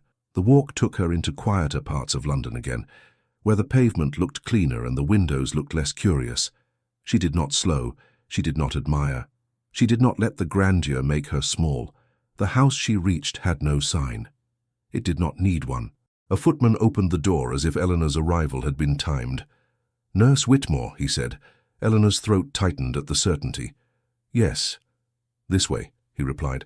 She followed him down a corridor to a room that was meant to soothe and intimidate at once. Comfortable chairs, soft light, the smell of polished wood. Sir Alister Crane stood near a writing desk. He turned with an easy smile, as if they were acquaintances, and Eleanor had stopped by for tea. Miss Whitmore, he said warmly, how good of you to come. Eleanor did not offer her hand. Where is he?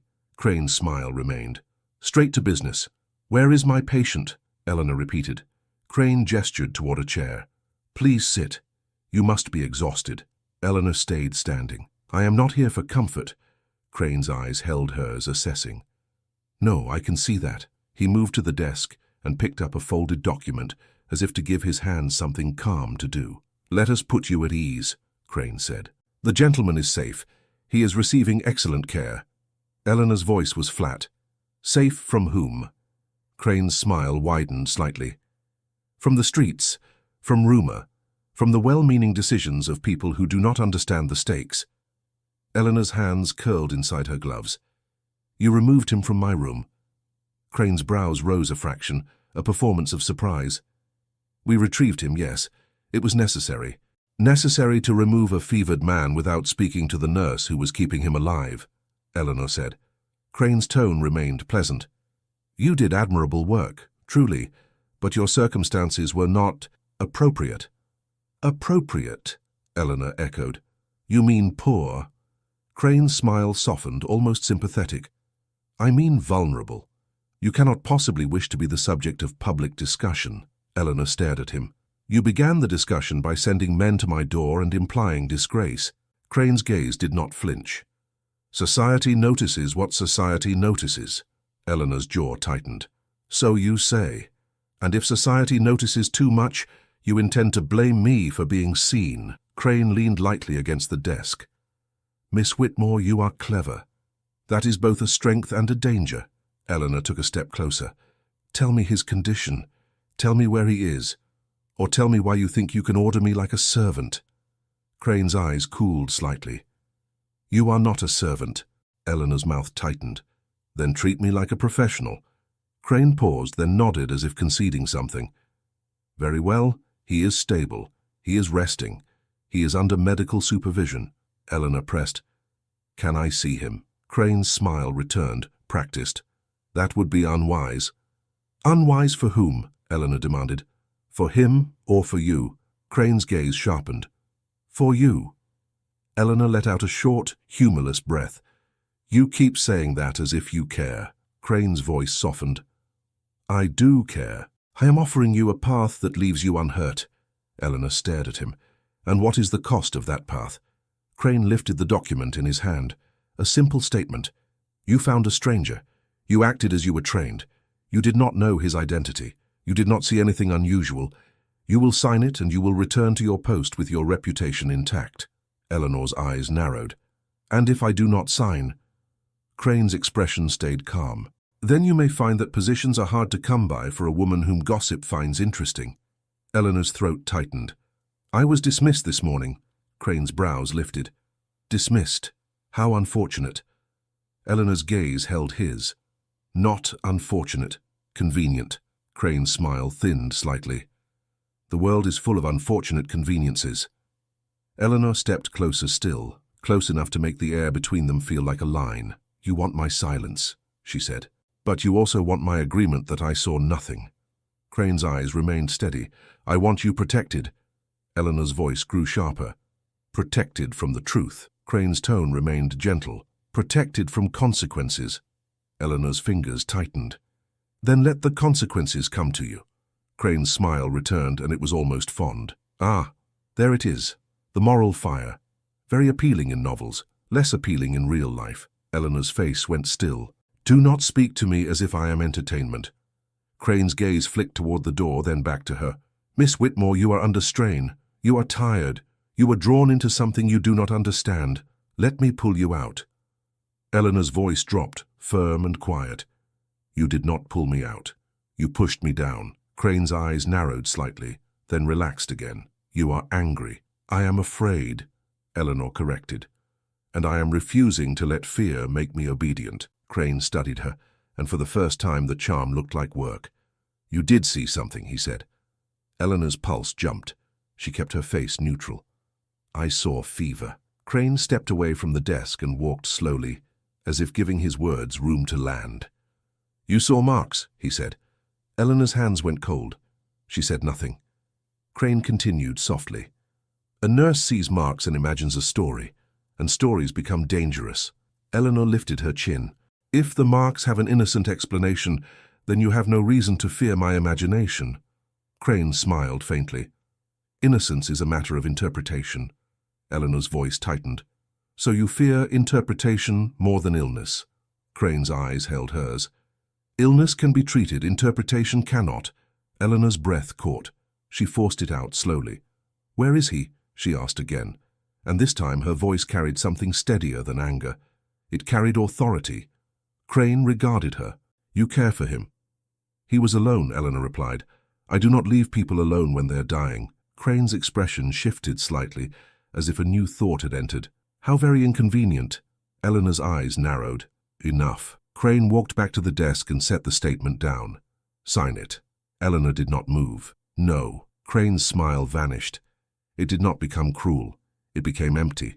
Then you will lose more than a position, he said quietly. Eleanor felt her stomach drop, but she did not show it. Are you threatening me, Sir Alistair? Crane's gaze stayed on hers. I am describing the world. Eleanor's voice trembled only at the edges. Then I will describe it too. A man collapsed in a London alley. You call it a world, I call it a failing. Crane stared at her for a long beat. Then he said, almost softly, You are very brave. Eleanor's hands clenched. No, I am trapped. Crane's eyes flicked down briefly, as if he heard something in her voice he did not expect. Then he spoke with renewed smoothness. Miss Whitmore, let us try again. You will sign the statement. In exchange, your dismissal will be reversed. Your rent will be discreetly covered for the next year, and you will never be troubled by this again. Eleanor blinked. My rent. Crane's smile returned. You see, practical matters. The kind that truly ruin people. Eleanor's throat tightened. She hated that he knew. She hated that he could name her fear so accurately. She drew a breath. You cannot purchase my conscience. Crane's eyes held hers. Everyone has a price. Eleanor's voice sharpened. That is what men like you tell yourselves, so you can sleep. Crane's smile thinned. Careful. Eleanor stepped back slightly, as if choosing her next words with the precision he demanded. I will not sign, she said, and I will not accept your money. If my work is to be taken from me because I saved a life, then let it be taken in daylight with witnesses, so the world may see what it does. Crane watched her. You believe the world cares. I believe, Eleanor said quietly, that the world learns when truth is stubborn. Crane's gaze cooled again. Truth is whatever survives. Eleanor held his stare. Then I intend to survive. A silence stretched. Crane sighed, as if tired of a child's defiance. He reached for a bell on the desk. Eleanor's chest tightened. If you call men in here, Crane pressed the bell once. I am calling for someone who will calm you. Eleanor's jaw tightened. No one calms me with bells. The door opened. A young servant entered, eyes lowered. Sir, the servant murmured. Crane's gaze did not leave Eleanor. Send him in. The servant hesitated. He is not... Crane's voice sharpened slightly, still controlled. Now. The servant bowed and withdrew. Eleanor's pulse hammered. Crane turned his head slightly as if listening for footsteps. You are making a mistake, he said. Eleanor's voice was low. That is what powerful men say when someone refuses to lie for them. Crane's eyes narrowed. I could have had you escorted out. Eleanor's chin lifted. You still could. Crane's smile returned, faint. No, I think I prefer you in front of me, where I can see what you might do. Eleanor's hands curled. I am not a threat. Crane's gaze slid over her calmly. Everyone is a threat if they are inconvenient enough. The door opened again. A boy stepped in. Not a footman, not a clerk. A street lad, maybe 14, hair brushed but still rebellious, eyes too sharp for a place like this. He looked at Eleanor first. Recognition flared in his face. Miss Whitmore, he blurted, then caught himself and bowed awkwardly. Eleanor stared. Tom Quinn. Crane's mouth twitched faintly, as if amused by Eleanor's surprise. You know him. I do, Eleanor said, her confusion rising. What is he doing here? Tom's gaze flicked to Crane, then back to Eleanor. I work errands, he said quickly. Messages. Carrying. Whatever they tell me. Eleanor's chest tightened. Why are you here now? Tom swallowed. His hands were clenched at his sides as if holding himself steady. Crane spoke smoothly. Tom has brought something that may persuade you to stop imagining stories. Tom's eyes widened slightly at the word imagining, and Eleanor saw anger there, quick and bright. Eleanor looked at Tom. What did you bring? Tom hesitated, then reached into his jacket and pulled out a small book. A ledger. Worn. Not expensive. The kind of book that lived near charity beds and soup lines. He held it out to Eleanor. Crane said, You may look. Eleanor did not take it immediately. Where did you get that? Tom blurted. I didn't steal it. I swear. Eleanor softened her voice. I did not accuse you. I'm asking whose it is. Tom's eyes flicked to Crane again, wary. They sent me to fetch it from a clinic, to bring it here. Eleanor's stomach tightened. Why? Crane answered for him. Because it contains an error that must be corrected. Eleanor's gaze snapped to Crane. An error. Crane's smile was slight. A record of visits under a name that should not be recorded. Eleanor's pulse jumped. She looked at Tom. Did you open it? Tom's mouth tightened. I can read, miss. Eleanor's throat tightened with pride and fear. What did you see? Tom swallowed. A name. The one you weren't supposed to know. Eleanor's hand finally reached out and took the ledger. Her fingers shook as she opened it. There were entries, dates, notes in a plain hand, names of patients, and among them a repeated signature that made her stomach drop.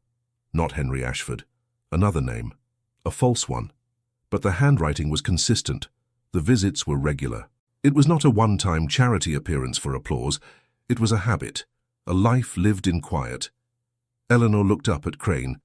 So the marks I saw, Crane's eyes narrowed slightly, were the result of his private interests. Eleanor's voice tightened. Private interests in helping the poor. Crane's smile became thinner.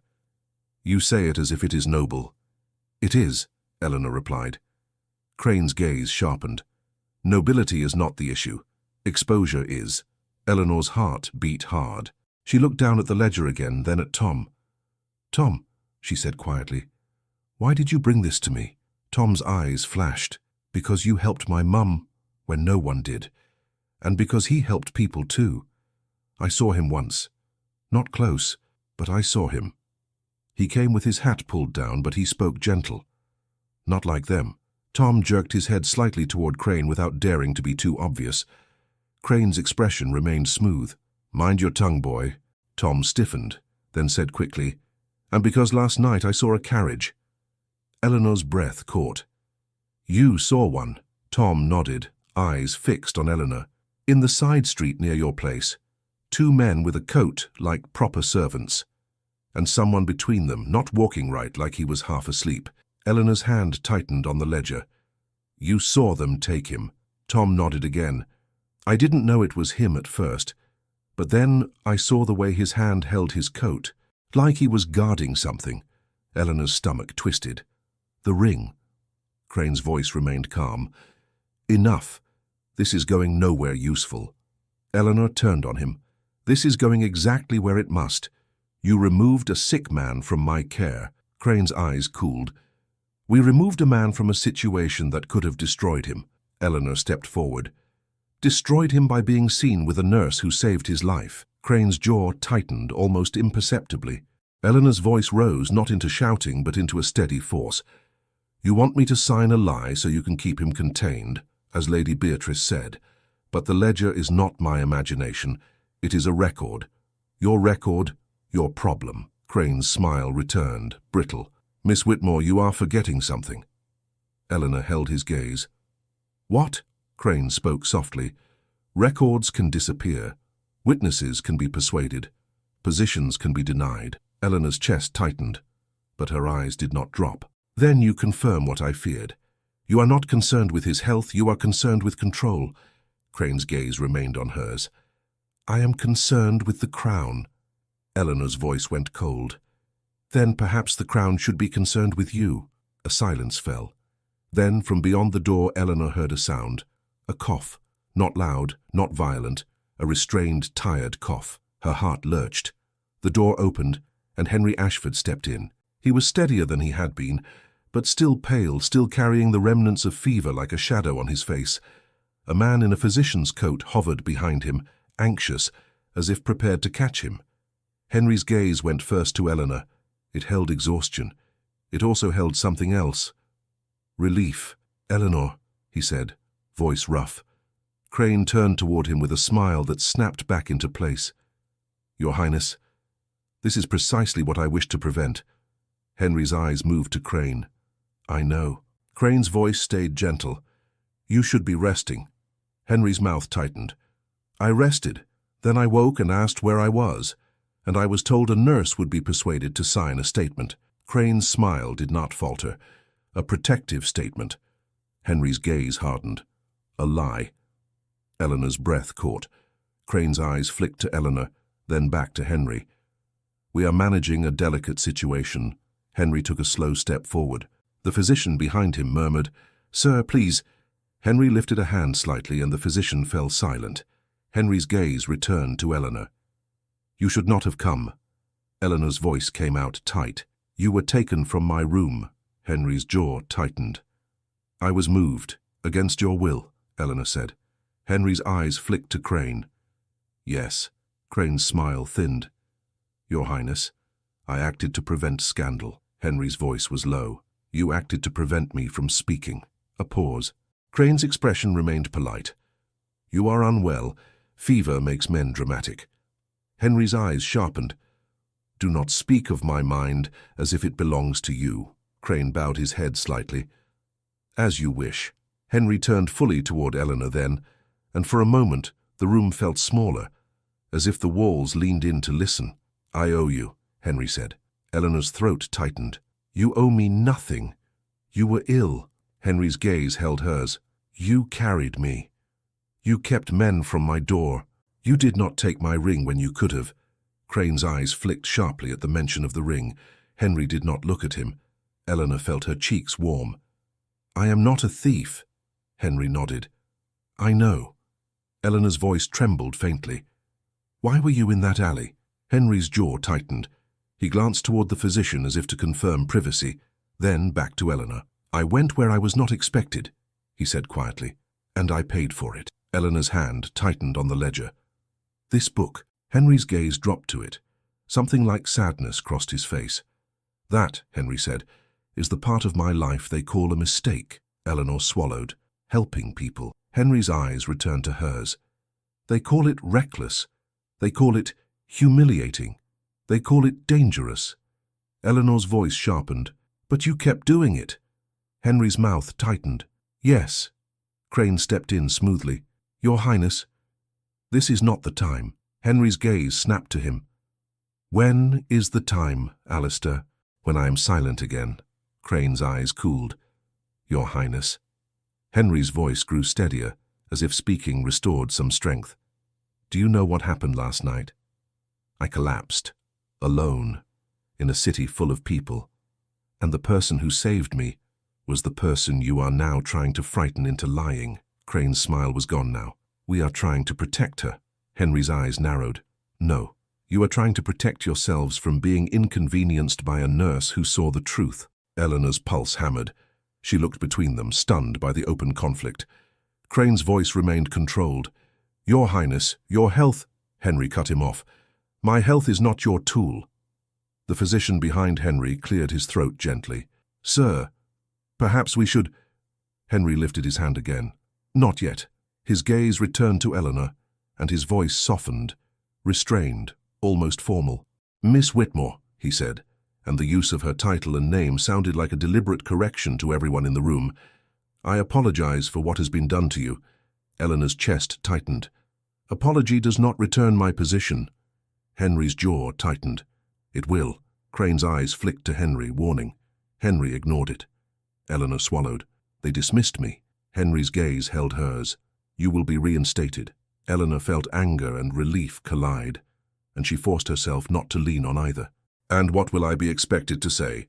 Henry's mouth tightened. Only what is true. Crane's voice sharpened slightly.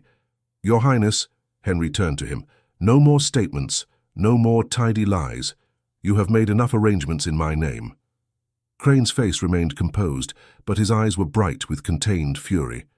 You are making this worse. Henry's voice went quiet. Worse for whom? Crane did not answer. Henry looked back at Eleanor. You asked why I was in that alley. I cannot explain everything in this room. Eleanor's fingers tightened. Then explain what you can. Henry nodded once. I have been trying to do good without being used as a symbol. Some people decided they would rather manage me than understand me. Eleanor's gaze slid briefly to Crane. Henry continued, voice steady. Last night I refused an arrangement. I walked out. I thought I could go where I pleased. The fever made me foolish. I collapsed. And you found me. Eleanor's throat tightened. And the marks.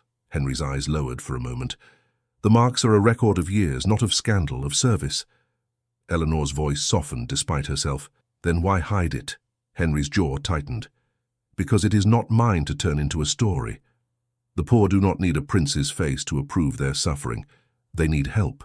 Eleanor's eyes stung unexpectedly. She blinked it away. You sound like someone who has listened. Henry's gaze lifted. I have. Crane stepped forward again, voice smooth but strained. Your Highness, this is dangerous. If it becomes known...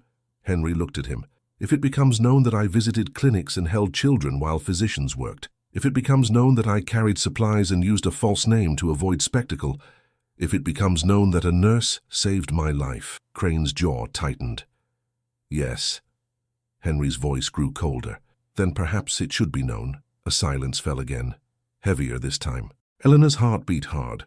Where does that leave me? Henry's gaze returned to her. It softened, his voice lowered. It leaves you, he said, as the person who did not flatter me, did not fear me enough to abandon me, and did not sell me when you could have. Eleanor's breath caught. I did what was right. Henry nodded. And that is precisely why I cannot allow them to crush you. Eleanor's throat tightened. You cannot order the world to be fair. Henry's mouth tightened. No, but I can choose what I do next. Crane's eyes narrowed. Your Highness. Henry did not look at him. He looked at Eleanor. His voice was restrained, careful, and yet it carried a weight that made Eleanor feel as if the room had tilted toward them. I will not offer you secrecy, Henry said. I will not offer you charity. I will offer you my name spoken honestly in whatever rooms it must be spoken, and I will offer you my respect, which will not be withdrawn when convenience demands it. Eleanor's hands trembled. She hated it. She wanted to be steady. She forced herself to meet his gaze. Respect is not a shield, she said quietly. Not for women like me. Henry's eyes held hers. Then I will stand where the blows fall and take them with you. Crane's voice snapped, still controlled but unmistakably sharp. This is absurd. Eleanor's gaze flicked to Crane. Absurd that a prince should speak like a man. Henry's mouth twitched faintly, then sobered. He stepped half a pace closer, as if he would not cross the line too quickly. Eleanor, he said, and it was the first time he used her given name in full clarity, not fever. Will you allow me to see you again? Her breath caught. Crane made a quiet sound of disbelief. The physician looked uncomfortable, then looked away, as if choosing not to be part of it. Eleanor's chest tightened. She could feel the trap in the question. If she said yes, she would be accused of ambition. If she said no, she would be left alone against the same machinery that had already started to grind. She lifted her chin. I will not be anyone's secret. Henry's gaze did not waver, nor would I ask you to be. Eleanor's voice was steady now, hard-earned. Then if you mean what you say, you will do it in the light. Henry nodded once. Yes. Eleanor's fingers tightened on the ledger. No more notes under doors, no more men in corridors. Henry's jaw tightened. No more. Eleanor's eyes held his. And you will not let them make my work vanish because it is convenient. Henry's voice was quiet, absolute. I will not. Crane's face went still, as if calculating. Your Highness, you cannot promise. Henry turned to him, and his voice cut cleanly through the room without raising volume. I can, he said, and I have. Eleanor drew a breath that felt like the first full breath in days. Henry's gaze returned to her and softened again. You should go home. Rest. I will send word to the infirmary before nightfall. Eleanor blinked. Send word how? With another seal. Henry's mouth tightened, then his eyes softened. With truth. Eleanor nodded slowly. Then I will hold you to it. Henry's expression shifted, faint warmth beneath exhaustion. Please do. Eleanor turned toward the door. Tom took a quick step after her. Miss Whitmore. She looked at him. Tom's voice was low. I'm sorry I didn't come sooner. Eleanor's throat tightened. You came at all. That matters. Tom nodded quickly, eyes shining, then stepped back. Eleanor looked at Henry one last time. He stood straighter than his fever deserved, as if stubbornness could be used for good. Eleanor's voice lowered. Drink your water. Henry's mouth twitched. As you command. Eleanor surprised herself by smiling, small and brief. Then she left the room with her head high, carrying the strange, steady knowledge that for the first time since the alley, someone powerful had chosen the light with her. Eleanor returned to her lodging, as if her feet were made of borrowed courage. Mrs. Pruitt was in the hallway again, of course, pretending to fix a picture that had been straight for years. Well? The landlady demanded in a whisper. Did you get yourself arrested in a grand house? Eleanor kept her voice calm. No. Mrs. Pruitt's eyes narrowed. Did they pay you? No. Mrs. Pruitt looked offended on Eleanor's behalf. Then what was the point? The point, Eleanor said, unlocking her door, is that I will not be handled. Mrs. Pruitt leaned in. And him. Eleanor paused. He is alive. Mrs. Pruitt's expression changed just a little. Is he who I think? Eleanor's hand tightened on the key. If you value your peace, you will stop thinking. Mrs. Pruitt sniffed. My peace is expensive. So is my reputation, Eleanor replied, and entered her room. Inside, everything looked ordinary again, which felt like an insult. Ordinary furniture, ordinary walls, ordinary life. And yet her life had been turned inside out by a fevered man and a crest pressed into wax. She sat for the first time that day, hands in her lap, forcing her breath to slow. Then she heard a light knock at the door. Eleanor's spine went rigid. Who is it? She called. It's Tom, came the boy's voice, quick and urgent. Miss Whitmore, please. Eleanor opened the door a fraction. Tom slipped in as if the hallway might swallow him. He was flushed from running, hair wind-tossed despite his attempt at neatness. "Tom," Eleanor said, "what is it?" He pulled a folded paper from his jacket. "He said to give you this. Not them, him." Eleanor stared at the paper. No crest, no seal, just a plain fold. Her fingers were unsteady as she took it. "Did you read it?" Tom shook his head hard. "No, miss." Eleanor nodded once. "Good." Tom watched her. "Are you all right?" Eleanor almost laughed. "No, but I'm still standing." Tom's eyes shone. "That's what my mum said. She said you're like a post in the ground. Everything can push, but you don't move." Eleanor's throat tightened. "Tell your mother I'm glad she thinks so." Tom hesitated. "He's really going to speak, miss. I heard it. They're all in a twist. Sir Alister's been snapping at everyone, and Lady Beatrice—" Eleanor held up a hand. "Tom, you've done enough. Go home." Tom frowned. "But—" "Go," Eleanor repeated, softer. "I need you safe." Tom's jaw tightened with pride. "Yes, miss." He turned to leave, then paused at the door. "Miss Whitmore." "Yes." Tom's voice dropped. "He looked at you like you were the only honest thing in that room." Eleanor swallowed. "Good night, Tom." Tom nodded and slipped out. Eleanor locked the door, leaned her forehead against it for one breath, then crossed to the table and unfolded the paper. The writing was unmistakable. "Miss Whitmore, at 11 tomorrow, I will speak in the small receiving room at Ashford House. You will be present as my guest, not as anyone's servant. Your position will be restored before noon. Your rent will not be discussed by anyone. If you choose not to come, I will still speak. But I would rather not speak without you where I can see you, steady as you were when I could not stand." Henry Eleanor read it twice, then a third time, because the simplicity of it felt like a miracle and a trap at once. Her hands tightened on the paper. "A guest," she whispered.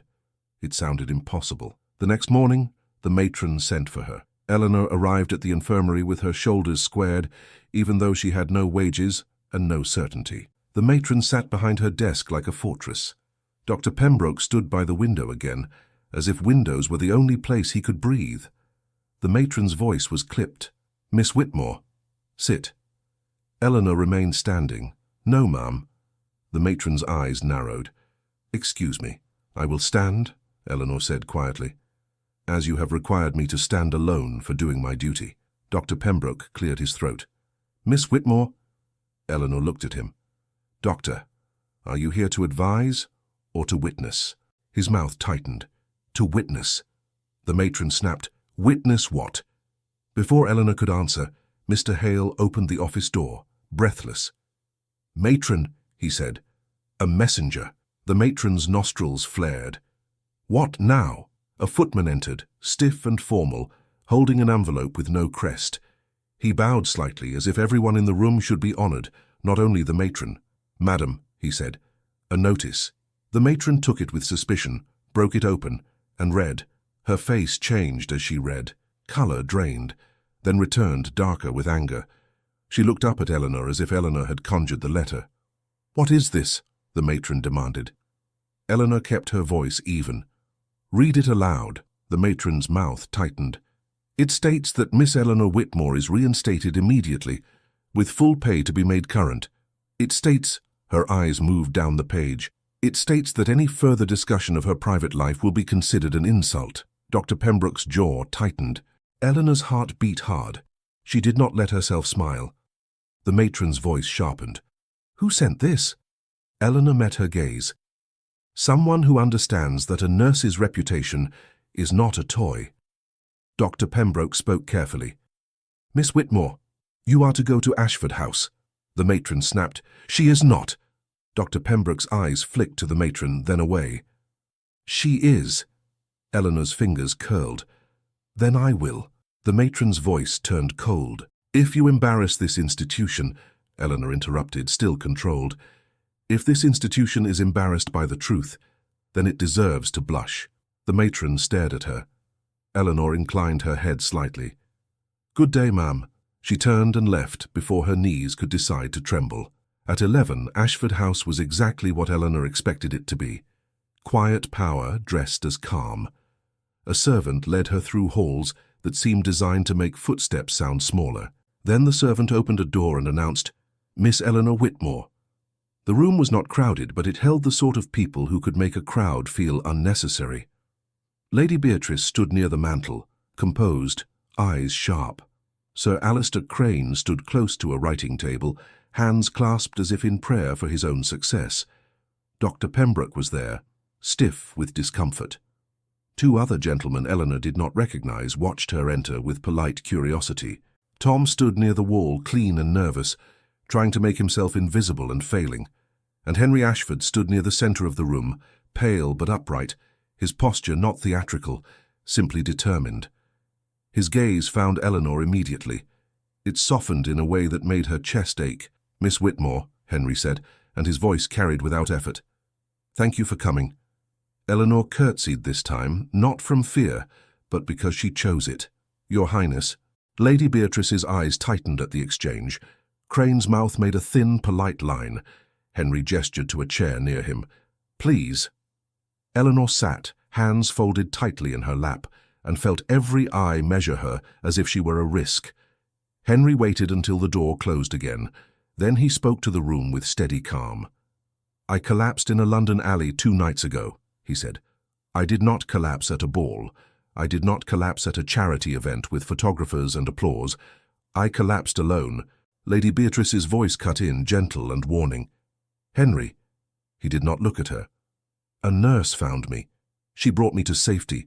She treated my fever through the night, and when men came to her door after midnight, she refused them." Crane's voice was smooth. "Your Highness, the nurse did not know who you were." Henry turned his head slightly. "Correct. She did not. And yet she acted with more honor than those who did." A silence fell. Lady Beatrice's gaze sharpened. "You are exaggerating." Henry's expression remained calm. "No, Aunt, I am clarifying." Eleanor's breath caught at the plainness of his address. He was not appealing.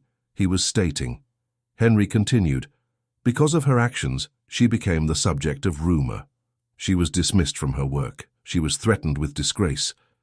Crane spoke softly. "No one threatened her."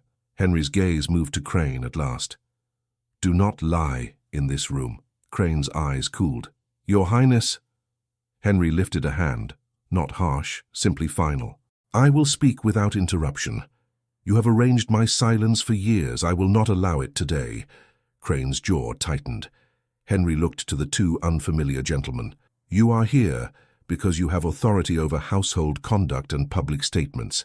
You are here because you will hear what is true." One of them, an older man with a grave face, nodded once.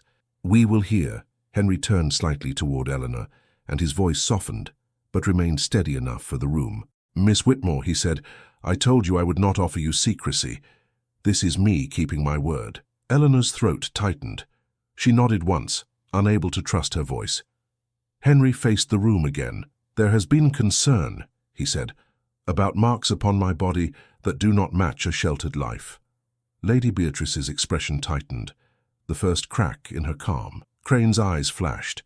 Henry continued, "Those marks are from years of voluntary visits to clinics and wards under a false name, not for spectacle, for service."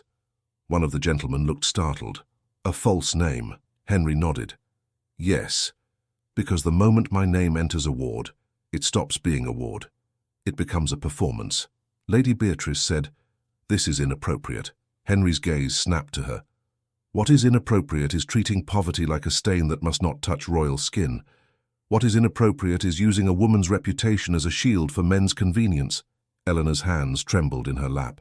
Henry turned to Tom. "Tom Quinn." Tom straightened as if pulled by a string. "Yes, sir." Henry's voice stayed calm. "Tell them what you saw." Tom swallowed. His eyes flicked to Eleanor, then back to Henry. "I saw a carriage by Miss Whitmore's street. 2 men. They held someone between them. He wasn't walking right, like he was half asleep. And I saw his hand clutching his coat like he didn't want it taken." Crane's voice was ice wrapped in silk. "Boy, you are imagining—" Henry cut him off. "You will not speak to him that way." Tom's cheeks flushed, but he kept going, voice stronger now. "And I fetched a ledger, sir, like you asked, from the clinic." Henry nodded. "Thank you." Lady Beatrice's mouth tightened. "This is absurd. Dragging a child into—" Henry's gaze hardened. "Do not call him a child when his testimony is inconvenient." The older gentleman said, Your Highness, is there a record? Henry nodded. There is. He looked to a servant by the door. Bring it. A servant stepped in and placed the ledger on the table. Eleanor recognized it immediately. Her fingers tightened. Henry opened it and turned a page, then held it so the two gentlemen could see. These entries, Henry said, show repeated visits under a false name. They show supplies delivered, assistance given, not once, but many times. This was not a whim. Crane's voice was low. This is precisely why it must not become public. Henry closed the ledger gently. No, Alistair, this is precisely why it should become public, in the only way it should. As truth, not as rumour. As service, not as scandal. Lady Beatrice's voice sharpened. And what of the nurse? Henry turned his full attention to Eleanor. Every eye followed. Eleanor felt suddenly too visible. She kept her chin lifted.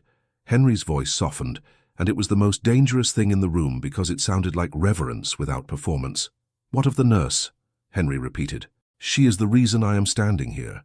Crane spoke quickly. Your Highness, you cannot... Henry's gaze snapped back. You will be silent. Crane's lips pressed together. Henry looked at Eleanor again. His expression held a steadiness that felt like a hand offered across a gap. Miss Whitmore, he said, I have restored your position. I have sent notice to correct what was done to you, but correction is not enough. Eleanor's voice came out low. What do you mean? Henry's eyes did not waver. I mean that I will not allow you to be left alone with consequences that were made in my name. Lady Beatrice's voice turned dangerously calm. Henry, you are speaking as if you intend... Yes, Henry said simply. The room went very still. Eleanor's heart hammered so hard she feared someone might hear it. Henry turned to the two gentlemen. Sir Alistair Crane has used his role to control information and to coerce cooperation through social pressure. He has acted without my consent and against my expressed wishes. Crane's face went pale. Your Highness, everything I have done has been to protect... Henry's voice was quiet. To protect your power. Crane's eyes flashed. You are unwell. You are emotional. Henry's gaze held his. And you are dismissed. A sharp intake of breath sounded from one of the men near the wall. Lady Beatrice's hand tightened on the mantel edge. Henry turned to her. His voice remained respectful, but it did not bend. Aunt, if you wish to argue, you may, but you will not decide for me. Lady Beatrice's expression tightened. You are humiliating this house. Henry replied, This house is humiliated by its own choices. Crane's mouth opened, then closed. His hands trembled slightly as he adjusted his cuffs, trying to regain control with fabric. The older gentleman spoke, cautious. Your Highness, dismissing him will cause ripples. Henry nodded. Let them ripple. I will not be governed by fear of polite conversation. Crane's voice turned sharp, losing its smoothness for the first time. And the nurse, is she to be paraded as proof of your virtue? Eleanor's stomach clenched. Henry's gaze snapped to Crane with cold clarity. Do not speak of her as if she is an object. Crane's eyes narrowed. Then what is she? Henry did not hesitate. She is the woman I intend to marry. Silence struck the room like a bell. Eleanor's breath vanished. Lady Beatrice stared as if he had spoken another language. Henry, no. Crane's face tightened, then smoothed again with effort. Your Highness, this is... Henry turned his gaze to Eleanor, and his voice softened in a way that made her feel suddenly alone with him despite all the eyes. Eleanor, he said, and it was the first time he used her name in that room with no title, no distance, no pretense. I will not ask you to answer a declaration you did not invite. If you wish to refuse, you may, and I will still clear your name, but I must speak what is true. Eleanor's hands trembled. She forced them still by pressing her fingers together. You hardly know me, she managed. Henry's eyes held hers. I know what you did when you thought no one important was watching. Eleanor swallowed. That does not make me fit for your world. Henry's voice stayed calm. Your world made you strong. Mine made me sheltered. I would rather be shaped by yours. Lady Beatrice's voice broke in, controlled but urgent. Henry, think. Henry replied without looking at her. I am thinking. Eleanor stood slowly, because sitting felt like being pushed down. Every eye locked on her. She heard her own pulse in her ears. She felt the weight of 100 unspoken insults, the kind that never needed to be said aloud to cut. She looked at Henry. His face was pale, still touched by sickness, but his posture was steady. His eyes were not pleading, they were offering. "Your Highness," Eleanor said, and her voice shook once before she steadied it. "I will not be anyone's project." Henry nodded. "You will not. I will not be brought into your life to prove you are good," she continued, louder now. Because if she did not claim her truth, someone else would claim it for her. Henry's voice was gentle. "You will be brought into my life because I love you." The word love in that room was not sweet. It was defiant. Eleanor's throat tightened. She blinked hard once. Lady Beatrice whispered, "This is madness." Eleanor turned her head slightly toward Lady Beatrice, not rude, simply honest. "Madam, the madness is that you think a woman's honor can be traded like a ribbon." Lady Beatrice stared at her. Crane's smile returned, brittle. "How charming. A nurse lecturing nobility." Henry's voice cut cleanly. "Leave." Crane stiffened. "Your Highness." Henry's gaze did not move. "Leave this room." The older gentleman nodded toward the door. "Sir Alistair, you have heard His Highness." Crane's jaw tightened. For a heartbeat he looked like a man who had never imagined the floor could vanish under him. Then he bowed, stiff and furious. "As you command." He turned and left. The door closed. The quiet that followed felt different, less trapped, more possible. Henry's gaze returned to Eleanor. "Will you say yes?" he asked quietly. "Not because I am who I am, but because you are who you are." Eleanor's chest ached. She searched his face, looking for the trap, the charm, the performance. She found none. She found a man who had nearly died alone and had decided, at last, to live in the light. Eleanor's voice came out soft. "If I say yes, they will tear me apart." Henry's gaze held hers. "Then I will stand beside you while they try." Eleanor exhaled, shaky. "And if they tear you too," Henry's mouth tightened, "then they will finally see I am human." Eleanor's lips parted. A laugh tried to come and turned into something close to tears. Tom made a small sound like a boy trying not to cry and failing. Eleanor looked at Tom, and Tom wiped his face quickly with his sleeve, furious with himself. Lady Beatrice watched all of it, her expression unreadable now. Eleanor turned back to Henry. "I will not hide," Eleanor said. Henry nodded. "I will not hide you." Eleanor's voice steadied completely. "Then yes." Henry's breath left him as if he had been holding it for years. He took one step closer, not rushing, not claiming. His hand lifted, hovering near hers as if asking permission without words. Eleanor placed her hand in his. His fingers closed gently around it, warm and careful. He did not pull her toward him. He simply held her hand as if it were something precious that could not be commanded. "Thank you," he said, voice low. Eleanor swallowed. "Do not thank me. Keep your promise." Henry's mouth curved slightly. "As you command." A faint, startled sound came from Lady Beatrice, halfway between disbelief and reluctant recognition. The older gentleman cleared his throat. "Your Highness, if this is your decision, it will require formal steps." Henry nodded. "Then we will take them," Lady Beatrice said quietly.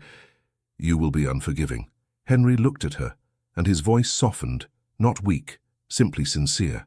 "Aunt, I am not doing this to punish you. I am doing it to stop being punished." Lady Beatrice's eyes flickered. For a moment, something like exhaustion passed over her face. "You always were stubborn," she said. Henry replied, "Yes." Lady Beatrice's gaze shifted to Eleanor, sharp but less cruel now. "If you truly care for him, you will not make a spectacle." Eleanor held her gaze. "I will not. But I will not be hidden." Lady Beatrice's mouth tightened. "Very well." It was not blessing, but it was not war. Henry squeezed Eleanor's hand once, a quiet gratitude. The weeks that followed moved with a strange speed. Letters were sent, meetings held. Whispers rose and fell like waves. Some doors closed, others opened unexpectedly, as if people had been waiting for someone brave enough to say what everyone pretended not to know. Eleanor returned to the infirmary with her position restored and her head held high. The matron avoided her eyes for 3 days, then finally said stiffly, "Your work has always been excellent."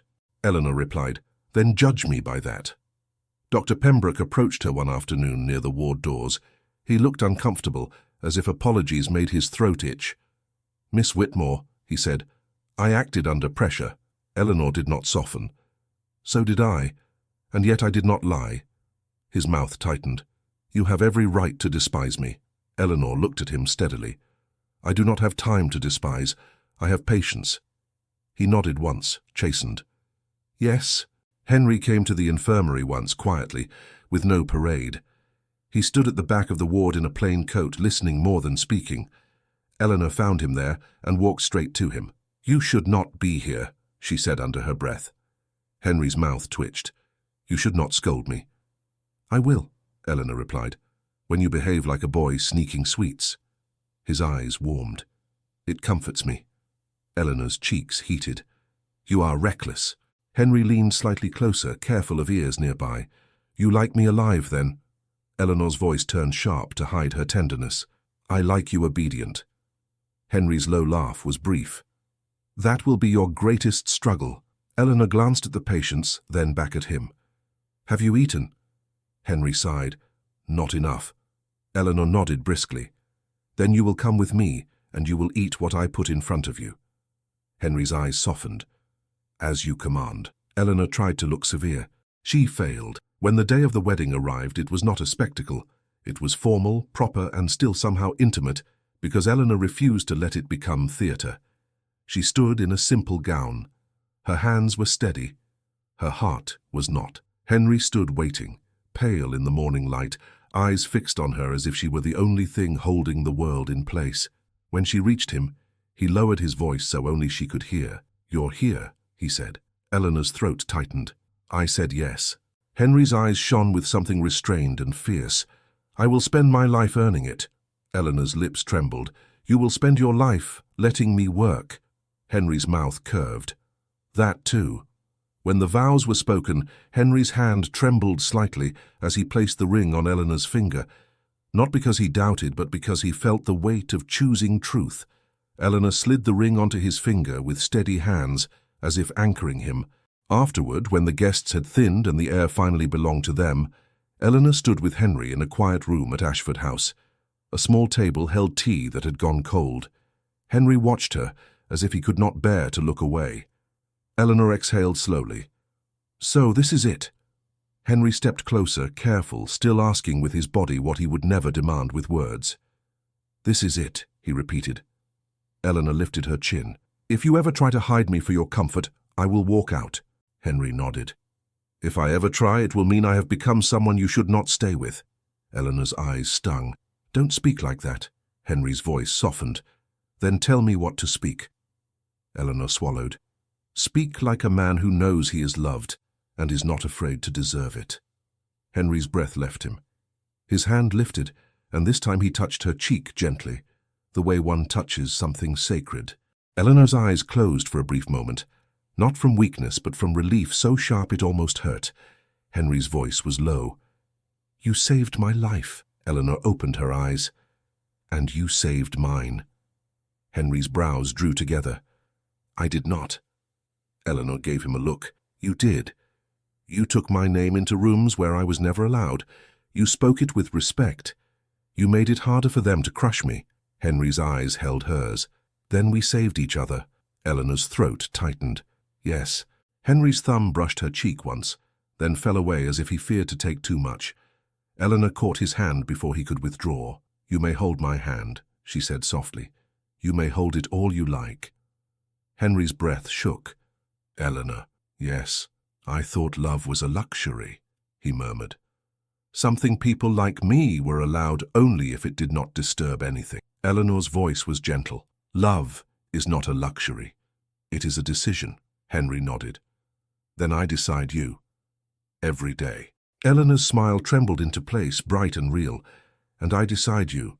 But you will still drink your water." Henry let out a laugh, quiet and undone. "Yes, nurse." Eleanor stepped closer until their foreheads nearly touched. "Listen," she said, voice firm even now.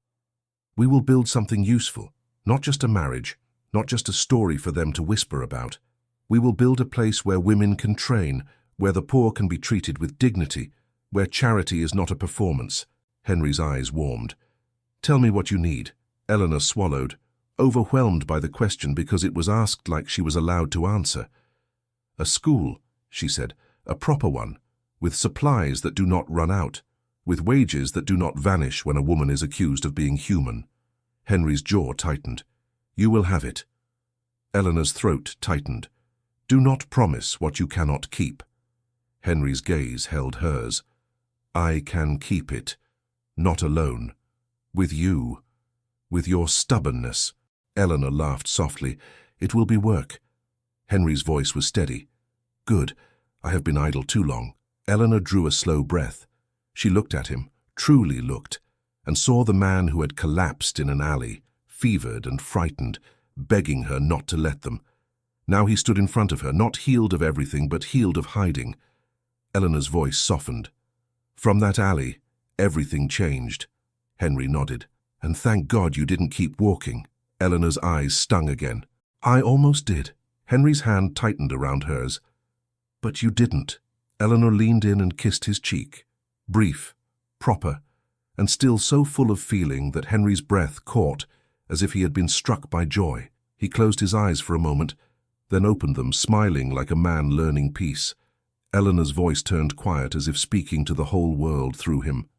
If anyone is listening, let them learn this. Dignity is not granted by rank. It is defended by courage. Henry's gaze warmed. And love, he added softly, is the courage to choose the light together. Thank you so much for listening to this story all the way to the end. We hope it moved you as much as it moved us while telling it. We'd love to hear your thoughts. Leave us a comment telling us where you're listening from and what you liked the most. Rate this story from 0 to 10. What score would you give it? If you enjoyed this story, don't forget to subscribe to the channel and leave a like as a show of support. That really motivates us to keep creating and sharing more stories full of emotion and life lessons. And before we go, we want to remind you that an exciting and heartwarming story recommendation will appear on the final screen. If you'd like to enjoy it, just click on the video. Thank you once again for being here, and we'll see you in the next story.